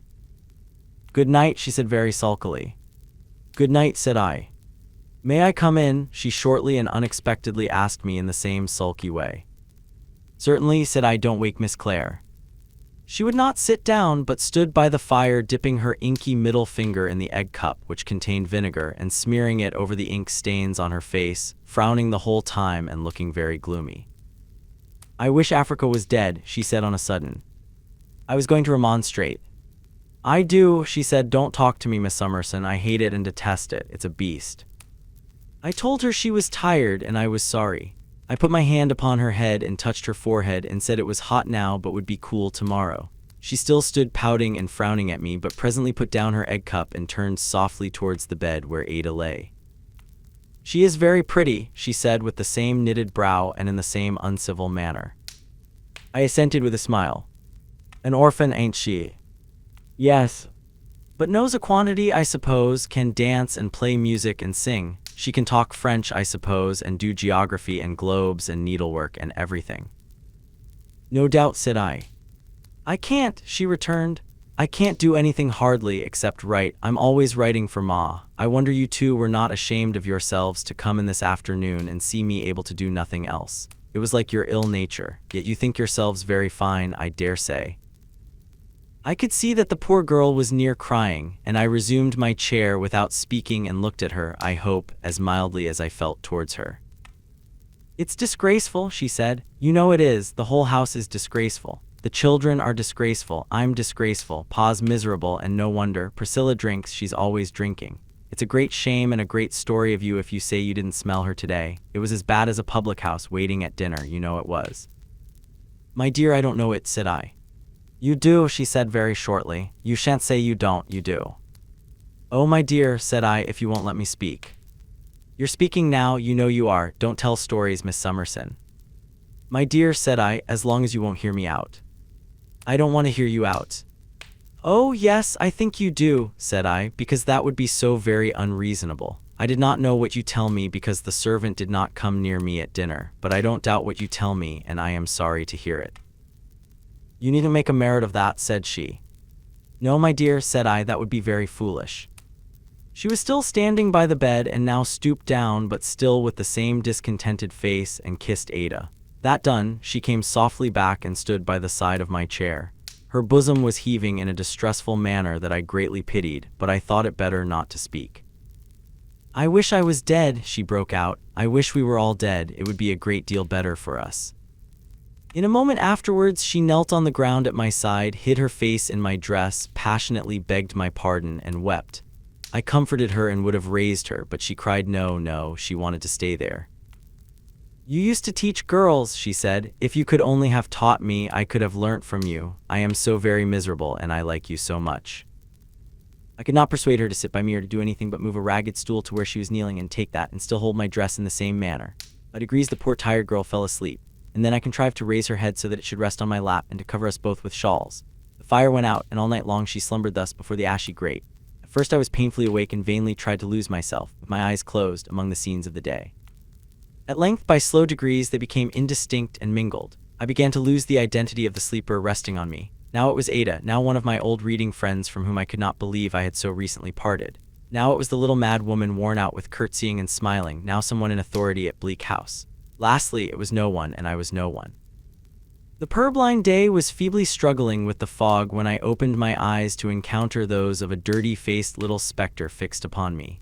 Peepy had scaled his crib and crept down in his bedgown and cap, and was so cold that his teeth were chattering as if he had cut them all. Chapter 5. A Morning Adventure. Although the morning was raw, and although the fog still seemed heavy, I say seemed, for the windows were so encrusted with dirt that they would have made midsummer sunshine dim. I was sufficiently forewarned of the discomfort within doors at that early hour, and sufficiently curious about London to think it a good idea on the part of Miss Jellyby when she proposed that we should go out for a walk. "Ma won't be down for ever so long," she said, "and then it's a chance if breakfast's ready for an hour afterwards they dawdle so. As to Pa, he gets what he can and goes to the office. He never has what you would call a regular breakfast. Priscilla leaves him out the loaf and some milk when there is any overnight. Sometimes there isn't any milk, and sometimes the cat drinks it. But I'm afraid you must be tired, Miss Summerson, and perhaps you would rather go to bed." "I am not at all tired, my dear," said I, "and would much prefer to go out." "If you're sure you would," returned Miss Jellyby, "I'll get my things on." Ada said she would go too, and was soon astir. I made a proposal to Peepy, in default of being able to do anything better for him, that he should let me wash him and afterwards lay him down on my bed again. To this he submitted with the best grace possible, staring at me during the whole operation as if he never had been and never could again be so astonished in his life, looking very miserable also certainly, but making no complaint, and going snugly to sleep as soon as it was over. At first I was in two minds about taking such a liberty, but I soon reflected that nobody in the house was likely to notice it. What with the bustle of dispatching Peepy, and the bustle of getting myself ready and helping Ada, I was soon quite in a glow. We found Miss Jellyby trying to warm herself at the fire in the writing room, which Priscilla was then lighting with a smutty parlor candlestick, throwing the candle in to make it burn better. Everything was just as we had left it last night, and was evidently intended to remain so. Below stairs the dinner cloth had not been taken away, but had been left ready for breakfast. Crumbs, dust, and waste paper were all over the house. Some pewter pots and a milk can hung on the area railings. The door stood open, and we met the cook round the corner coming out of a public house, wiping her mouth. She mentioned, as she passed us, that she had been to see what o'clock it was. But before we met the cook, we met Richard, who was dancing up and down Thavies Inn to warm his feet. He was agreeably surprised to see us stirring so soon and said he would gladly share our walk. So he took care of Ada, and Miss Jellaby and I went first. I may mention that Miss Jellaby had relapsed into her sulky manner, and that I really should not have thought she liked me much unless she had told me so. "Where would you wish to go?" she asked. "Anywhere, my dear," I replied. "Anywhere's nowhere," said Miss Jellaby, stopping perversely. "Let us go somewhere at any rate," said I. She then walked me on very fast. "I don't care," she said. "Now, you are my witness, Miss Summerson. I say I don't care, but if he was to come to our house with his great, shining, lumpy forehead night after night till he was as old as Methuselah, I wouldn't have anything to say to him. Such asses as he and Ma make of themselves." "My dear," I remonstrated, in allusion to the epithet and the vigorous emphasis Miss Jellaby set upon it. "Your duty as a child." "Oh, don't talk of duty as a child, Miss Summerson. Where's Ma's duty as a parent? All made over to the public in Africa, I suppose. Then let the public in Africa show duty as a child. It's much more their affair than mine. You are shocked, I dare say. Very well, so am I shocked too, so we are both shocked, and there's an end of it." She walked me on faster yet. "But for all that, I say again, he may come and come and come, and I won't have anything to say to him. I can't bear him. If there's any stuff in the world that I hate and detest, it's the stuff he and Ma talk. I wonder the very paving stones opposite our house can have the patience to stay there and be a witness of such inconsistencies and contradictions as all that sounding nonsense, and Ma's management." I could not but understand her to refer to Mr. Quale, the young gentleman who had appeared after dinner yesterday. I was saved the disagreeable necessity of pursuing the subject by Richard and Ada coming up at a round pace, laughing and asking us if we meant to run a race. Thus interrupted, Miss Jellaby became silent and walked moodily on at my side while I admired the long successions and varieties of streets, the quantity of people already going to and fro, the number of vehicles passing and repassing, the busy preparations in the setting forth of shop windows and the sweeping out of shops, and the extraordinary creatures in rags secretly groping among the swept-out rubbish for pins and other refuse. "So, cousin," said the cheerful voice of Richard to Ada behind me, "we are never to get out of Chancery. We have come by another way to our place of meeting yesterday, and by the Great Seal, here's the old lady again." Truly, there she was, immediately in front of us, curtsying and smiling, and saying with her yesterday's air of patronage, "The wards in Jarndyce, veri happy, I am sure." "You are out early, ma'am," said I as she curtsied to me. "Yees, I usually walk here early, before the court sits. It's retired. I collect my thoughts here for the business of the day," said the old lady mincingly. "The business of the day requires a great deal of thought. Chancery justice is so very difficult to follow."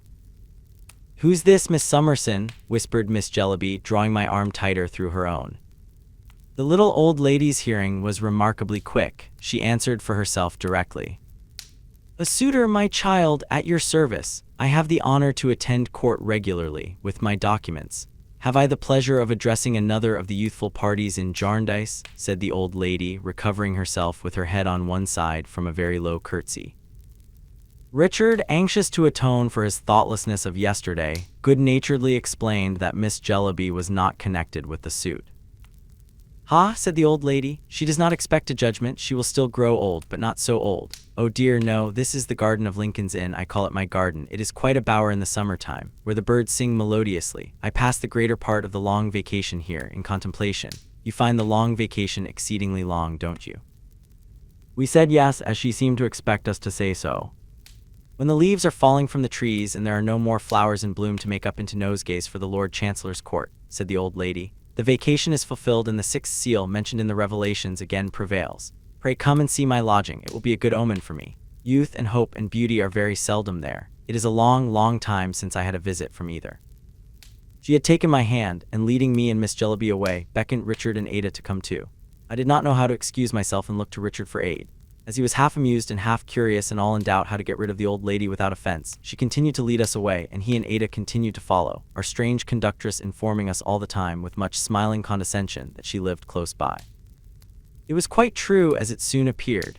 She lived so close by that we had not time to have done humoring her for a few moments before she was at home. Slipping us out at a little side gate, the old lady stopped most unexpectedly in a narrow back street, part of some courts and lanes immediately outside the wall of the inn, and said, "This is my lodging, pray walk up." She had stopped at a shop over which was written KROOK, Rag and Bottle Warehouse.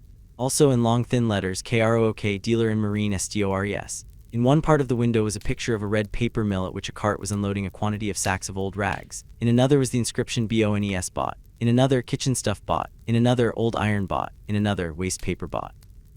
In another, ladies and gentlemens wardrobes bought. Everything seemed to be bought and nothing to be sold there. In all parts of the window were quantities of dirty bottles, blacking bottles, medicine bottles, ginger beer and soda water bottles, pickle bottles, wine bottles, ink bottles. I am reminded by mentioning the latter that the shop had in several little particulars the air of being an illegal neighborhood, and of being, as it were, a dirty hanger-on and disowned relation of the law. There were a great many ink bottles. There was a little tottering bench of shabby old volumes outside the door, labeled law books, all at 9D. Some of the inscriptions I have enumerated were written in law hand, like the papers I had seen in Kenge and Carboy's office and the letters I had so long received from the firm. Among them was one, in the same writing, having nothing to do with the business of the shop, but announcing that a respectable man aged 45 wanted engrossing or copying to execute with neatness and dispatch, addressed to Nemo, care of Mr. Crook, within. There were several second-hand bags, blue and red, hanging up. A little way within the shop door lay heaps of old crackled parchment scrolls and discolored and dog's-eared law papers. I could have fancied that all the rusty keys, of which there must have been hundreds huddled together as old iron, had once belonged to doors of rooms or strong chests in lawyers' offices. The litter of rags tumbled partly into and partly out of a one-legged wooden scale, hanging without any counterpoise from a beam, might have been counselors' bands and gowns torn up. One had only to fancy, as Richard whispered to Ada and me while we all stood looking in, that yonder bones in a corner, piled together and picked very clean, were the bones of clients, to make the picture complete. As it was still foggy and dark, and as the shop was blinded besides by the wall of Lincoln's Inn, intercepting the light within a couple of yards, we should not have seen so much but for a lighted lantern that an old man in spectacles and a hairy cap was carrying about in the shop. Turning towards the door, he now caught sight of us. He was short, cadaverous, and withered, with his head sunk sideways between his shoulders and the breath issuing invisible smoke from his mouth, as if he were on fire within. His throat, chin, and eyebrows were so frosted with white hairs and so gnarled with veins and puckered skin that he looked from his breast upward like some old root in a fall of snow. "Hi, hi," said the old man, coming to the door. "Have you anything to sell?" We naturally drew back and glanced at our conductress, who had been trying to open the house door with a key she had taken from her pocket, and to whom Richard now said that as we had had the pleasure of seeing where she lived, we would leave her, being pressed for time. But she was not to be so easily left. She became so fantastically and pressingly earnest in her entreaties that we would walk up and see her apartment for an instant, and was so bent in her harmless way on leading me in, as part of the good omen she desired, that I, whatever the others might do, saw nothing for it but to comply. I suppose we were all more or less curious. At any rate, when the old man added his persuasions to hers and said, I please her, it won't take a minute. Come in, come in. Come in through the shop if t'other door out of order. We all went in, stimulated by Richard's laughing encouragement and relying on his protection. "My landlord Crook," said the little old lady, condescending to him from her lofty station as she presented him to us. "He is called among the neighbors the Lord Chancellor. His shop is called the Court of Chancery. He is a very eccentric person. He is very odd. Oh, I assure you he is very odd."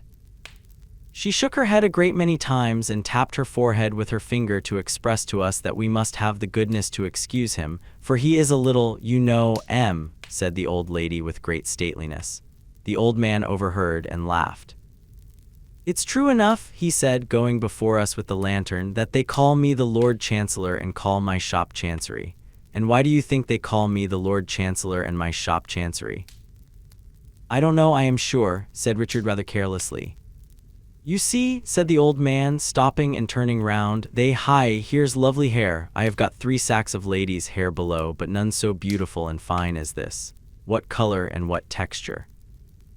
"That'll do, my good friend," said Richard, strongly disapproving of his having drawn one of Ada's tresses through his yellow hand. "You can admire as the rest of us do without taking that liberty." The old man darted at him a sudden look which even called my attention from Ada, who, startled and blushing, was so remarkably beautiful that she seemed to fix the wandering attention of the little old lady herself. But as Ada interposed and laughingly said she could only feel proud of such genuine admiration, Mr. Crook shrunk into his former self as suddenly as he had leaped out of it. "You see, I have so many things here," he resumed, holding up the lantern, "of so many kinds and all as the neighbors think, but they know nothing, wasting away and going to rack and ruin, that's why they have given me in my place a christening. And I have so many old parchmentses and papers in my stock, and I have a liking for rust and must and cobwebs, and all's fish that comes to my net. And I can't bear to part with anything I once lay hold of, or so my neighbors think, but what do they know? Or to alter anything, or to have any sweeping, nor scouring, nor cleaning, nor repairing going on about me. That's the way I've got the ill name of Chancery. I don't mind. I go to see my noble and learned brother pretty well every day when he sits in the inn. He don't notice me, but I notice him. There's no great odds betwixt us. We both grub on in a muddle. Hi, Lady Jane. A large gray cat leaped from some neighboring shelf on his shoulder and startled us all. Hi, show him how you scratch. Hi, tear, my lady, said her master. The cat leaped down and ripped at a bundle of rags with her tigerish claws, with a sound that it set my teeth on edge to hear. She'd do as much for anyone I was to set her on, said the old man. I deal in catskins among other general matters, and hers was offered to me. It's a very fine skin, as you may see, but I didn't have it stripped off. That warrant like Chancery practice, though, says you. He had by this time led us across the shop, and now opened a door in the back part of it, leading to the house entry.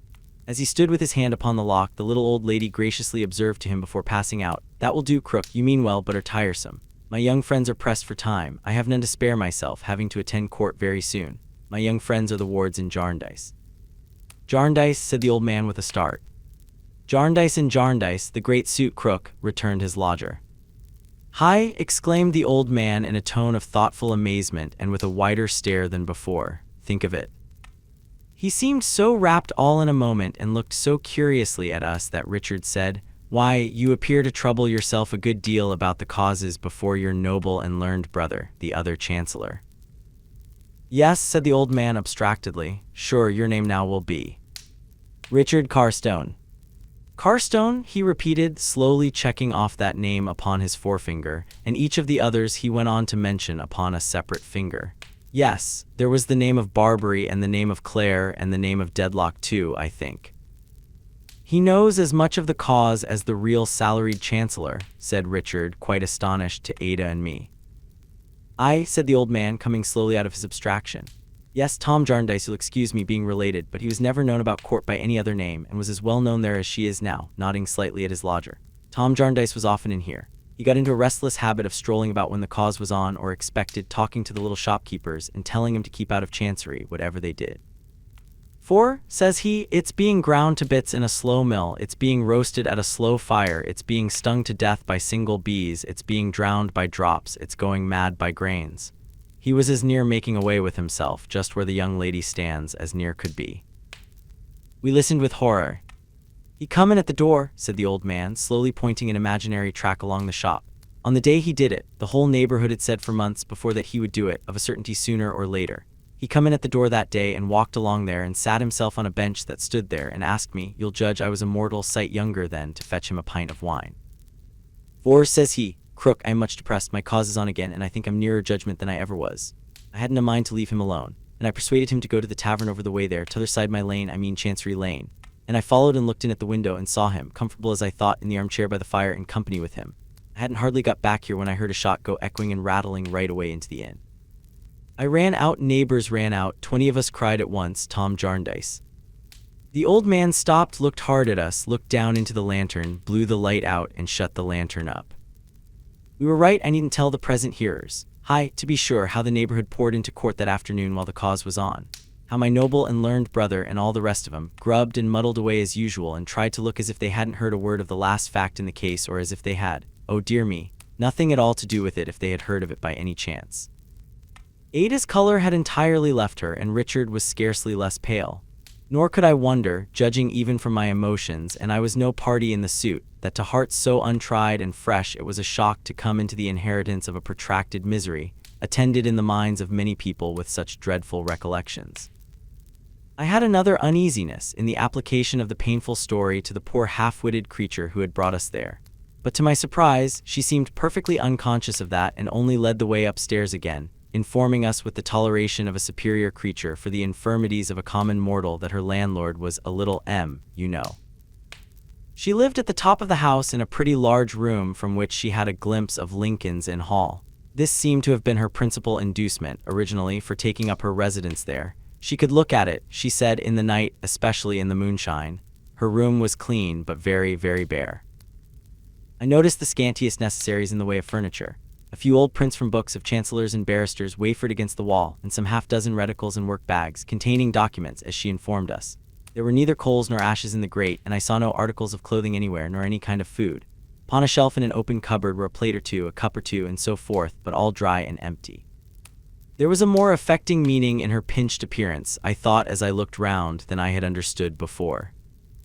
"Extremely honored, I am sure," said our poor hostess with the greatest suavity, "by this visit from the wards in Jarndyce, and very much indebted for the omen. It is a retired situation, considering I am limited as to situation. In consequence of the necessity of attending on the Chancellor, I have lived here many years. I pass my days in court, my evenings and my nights here. I find the nights long, for I sleep but little and think much. That is, of course, unavoidable, being in Chancery. I am sorry I cannot offer chocolate. I expect a judgment shortly, and shall then place my establishment on a superior footing. At present, I don't mind confessing to the wards in Jarndyce in strict confidence that I sometimes find it difficult to keep up a genteel appearance. I have felt the cold here. I have felt something sharper than cold. It matters very little. Pray excuse the introduction of such mean topics." She partly drew aside the curtain of the long, low garret window and called our attention to a number of bird cages hanging there, some containing several birds. There were larks, linnets, and goldfinches, I should think at least 20. "I began to keep the little creatures," she said, "with an object that the wards will readily comprehend, with the intention of restoring them to liberty, when my judgment should be given. They die in prison, though. Their lives, poor silly things, are so short in comparison with Chancery proceedings that, one by one, the whole collection has died over and over again. I doubt, do you know, whether one of these, though they are all young, will live to be free. Viri mortifying, is it not?" Although she sometimes asked a question, she never seemed to expect a reply, but rambled on as if she were in the habit of doing so when no one but herself was present. "Indeed," she pursued, "I positively doubt sometimes, I do assure you, whether, while matters are still unsettled and the sixth or great seal still prevails, I may not one day be found lying stark and senseless here, as I have found so many birds." Richard, answering what he saw in Ada's compassionate eyes, took the opportunity of laying some money, softly and unobserved, on the chimney-piece. We all drew nearer to the cages, feigning to examine the birds. "I can't allow them to sing much," said the little old lady, "for you'll think this curious. I find my mind confused by the idea that they are singing while I am following the arguments in court. And my mind requires to be so very clear, you know. Another time I'll tell you their names. Not at present. On a day of such good omen they shall sing as much as they like. In honor of youth, a smile and curtsy, hope, a smile and curtsy, and beauty, a smile and curtsy.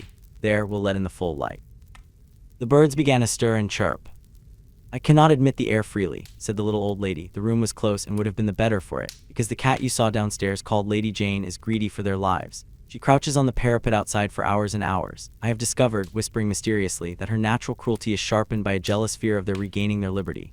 In consequence of the judgment I expect being shortly given, she is sly and full of malice.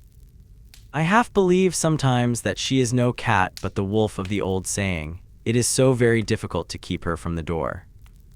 Some neighboring bells, reminding the poor soul that it was 9:30, did more for us in the way of bringing our visit to an end than we could easily have done for ourselves. She hurriedly took up her little bag of documents, which she had laid upon the table on coming in, and asked if we were also going into court. On our answering no, and that we would on no account detain her, she opened the door to attend us downstairs. "With such an omen, it is even more necessary than usual that I should be there before the Chancellor comes in," said she, "for he might mention my case the first thing. I have a presentiment that he will mention it the first thing this morning." She stopped to tell us in a whisper as we were going down that the whole house was filled with strange lumber which her landlord had bought piecemeal and had no wish to sell. In consequence of being a little this was on the first floor. But she had made a previous stoppage on the second floor and had silently pointed at a dark door there. "The only other lodger," she now whispered in explanation, "a lowrider. The children in the lanes here say he has sold himself to the devil. I don't know what he can have done with the money. Hush." She appeared to mistrust that the lodger might hear her even there, and repeating "hush," went before us on tiptoe as though even the sound of her footsteps might reveal to him what she had said. Passing through the shop on our way out, as we had passed through it on our way in, we found the old man storing a quantity of packets of waste paper in a kind of well in the floor. He seemed to be working hard, with the perspiration standing on his forehead, and had a piece of chalk by him, with which, as he put each separate package or bundle down, he made a crooked mark on the paneling of the wall. Richard and Ada and Miss Jellaby and the little old lady had gone by him, and I was going when he touched me on the arm to stay me and chalked the letter J upon the wall in a very curious manner, beginning with the end of the letter and shaping it backward. It was a capital letter, not a printed one, but just such a letter as any clerk in Messrs. Kenge and Carboy's office would have made. "Can you read it?" he asked me with a keen glance. "Surely," said I, "it's very plain." "What is it?" "J." With another glance at me and a glance at the door, he rubbed it out and turned an A in its place, not a capital letter this time, and said, "What's that?" I told him. He then rubbed that out and turned the letter R and asked me the same question. He went on quickly until he had formed in the same curious manner, beginning at the ends and bottoms of the letters, the word Jarndyce, without once leaving two letters on the wall together. "What does that spell?" he asked me. When I told him, he laughed. In the same odd way, yet with the same rapidity, he then produced singly and rubbed out singly the letters forming the words Bleak House. These, in some astonishment, I also read, and he laughed again. "Hi," said the old man, laying aside the chalk. "I have a turn for copying from memory, you see, miss, though I can neither read nor write." He looked so disagreeable, and his cat looked so wickedly at me, as if I were a blood relation of the birds upstairs, that I was quite relieved by Richard's appearing at the door and saying, "Miss Summerson, I hope you are not bargaining for the sale of your hair. Don't be tempted. 3 sacks below are quite enough for Mr. Crook." I lost no time in wishing Mr. Crook good morning and joining my friends outside, where we parted with the little old lady, who gave us her blessing with great ceremony and renewed her assurance of yesterday in reference to her intention of settling estates on Ada and me.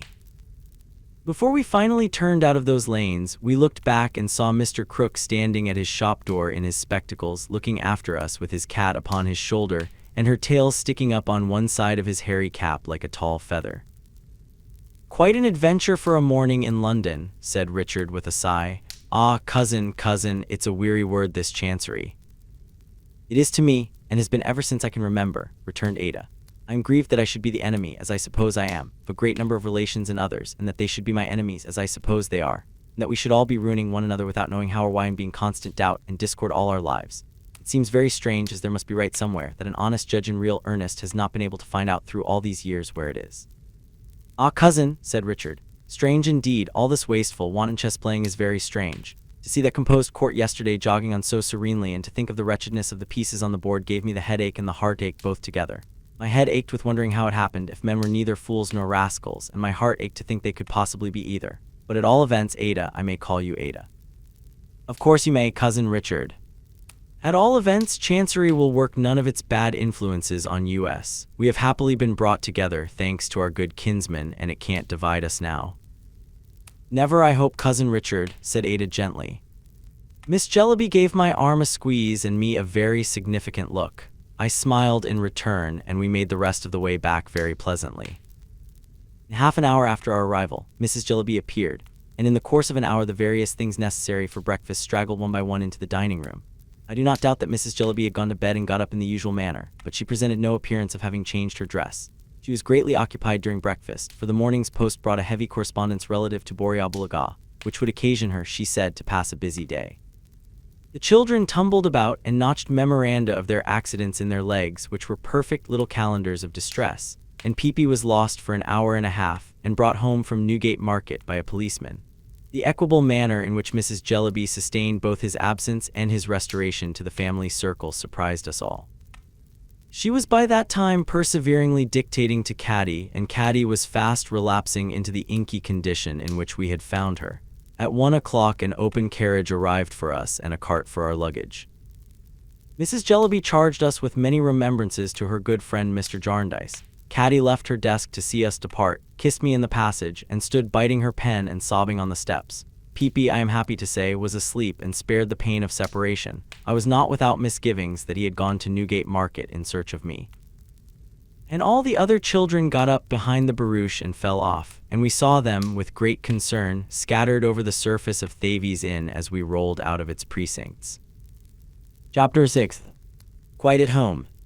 The day had brightened very much and still brightened as we went westward. We went our way through the sunshine and the fresh air, wondering more and more at the extent of the streets, the brilliancy of the shops, the great traffic, and the crowds of people whom the pleasanter weather seemed to have brought out like many-colored flowers. By and by we began to leave the wonderful city and to proceed through suburbs which, of themselves, would have made a pretty large town in my eyes, and at last we got into a real country road again, with windmills, rickyards, milestones, farmers' wagons, scents of old hay, swinging signs, and horse troughs, trees, fields, and hedgerows. It was delightful to see the green landscape before us and the immense metropolis behind. And when a wagon with a train of beautiful horses, furnished with red trappings and clear-sounding bells, came by us with its music, I believe we could all three have sung to the bells, so cheerful were the influences around. "The whole road has been reminding me of my namesake Whittington," said Richard, "and that wagon is the finishing touch. Halloa, what's the matter?" We had stopped and the wagon had stopped too. Its music changed as the horses came to a stand and subsided to a gentle tinkling, except when a horse tossed his head or shook himself and sprinkled off a little shower of bell ringing. "Our postilion is looking after the wagoner," said Richard, "and the wagoner is coming back after us. Good day, friend." The wagoner was at our coach door. "Why, here's an extraordinary thing," added Richard, looking closely at the man. "He has got your name, Ada, in his hat." He had all our names in his hat. Tucked within the band were 3 small notes, one addressed to Ada, one to Richard, one to me. These the wagoner delivered to each of us respectively, reading the name aloud first. In answer to Richard's inquiry from whom they came, he briefly answered, "Master, sir, if you please," and putting on his hat again, which was like a soft bowl, cracked his whip, reawakened his music, and went melodiously away. "Is that Mr. Jarndyce's wagon?" said Richard, calling to our postboy. "Yes, sir," he replied, "going to London." We opened the notes. Each was a counterpart of the other and contained these words in a solid, plain hand. "I look forward, my dear, to our meeting easily and without constraint on either side. I therefore have to propose that we meet as old friends and take the past for granted. It will be a relief to you possibly, and to me certainly, and so my love to you. John Jarndyce." I had perhaps less reason to be surprised than either of my companions, having never yet enjoyed an opportunity of thanking one who had been my benefactor and sole earthly dependence through so many years. I had not considered how I could thank him, my gratitude lying too deep in my heart for that, but I now began to consider how I could meet him without thanking him, and felt it would be very difficult indeed.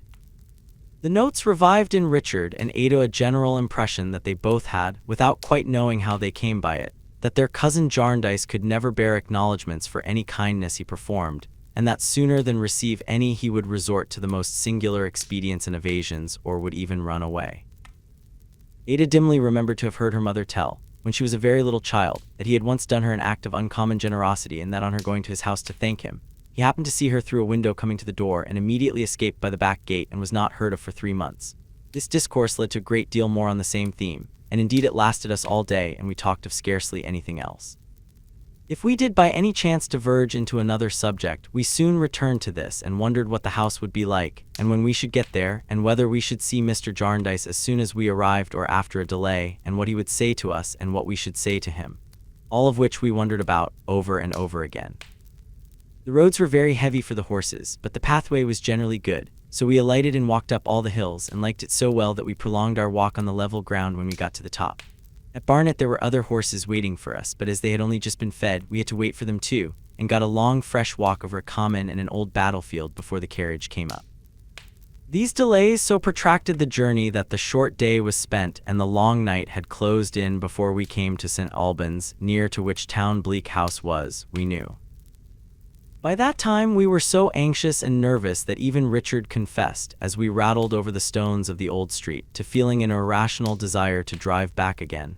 As to Ada and me, whom he had wrapped up with great care, the night being sharp and frosty, we trembled from head to foot. We turned out of the town, round a corner, and Richard told us that the postboy, who had for a long time sympathized with our heightened expectation, was looking back and nodding. We both stood up in the carriage, Richard holding Ada lest she should be jolted down, and gazed round upon the open country in the starlight night for our destination.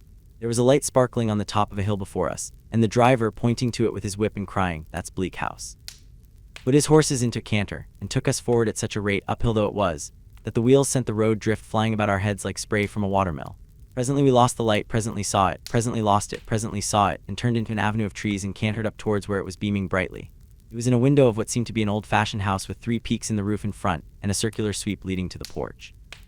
A bell was rung as we drew up, and amidst the sound of its deep voice in the still air, and the distant barking of some dogs, and a gush of light from the opened door, and the smoking and steaming of the heated horses, and the quickened beating of our own hearts, we alighted in no inconsiderable confusion.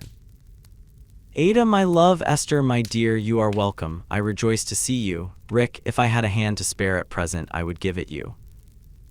The gentleman who said these words in a clear, bright, hospitable voice had one of his arms round Ada's waist and the other round mine, and kissed us both in a fatherly way, and bore us across the hall into a ruddy little room, all in a glow with a blazing fire. Here he kissed us again, and opening his arms, made us sit down side by side on a sofa ready drawn out near the hearth. I felt that if we had been at all demonstrative, he would have run away in a moment. "Now, Rick," said he, "I have a hand at liberty. A word in earnest is as good as a speech. I am heartily glad to see you. You are at home. Warm yourself." Richard shook him by both hands with an intuitive mixture of respect and frankness, and only saying, though with an earnestness that rather alarmed me, I was so afraid of Mr. Jarndyce's suddenly disappearing, "You are very kind, sir. We are very much obliged to you," laid aside his hat and coat and came up to the fire. "And how did you like the ride? And how did you like Mrs. Jellyby, my dear?" said Mr. Jarndyce to Ada. While Ada was speaking to him in reply, I glanced, I need not say with how much interest, at his face. It was a handsome, lively, quick face, full of change and motion, and his hair was a silvered iron gray.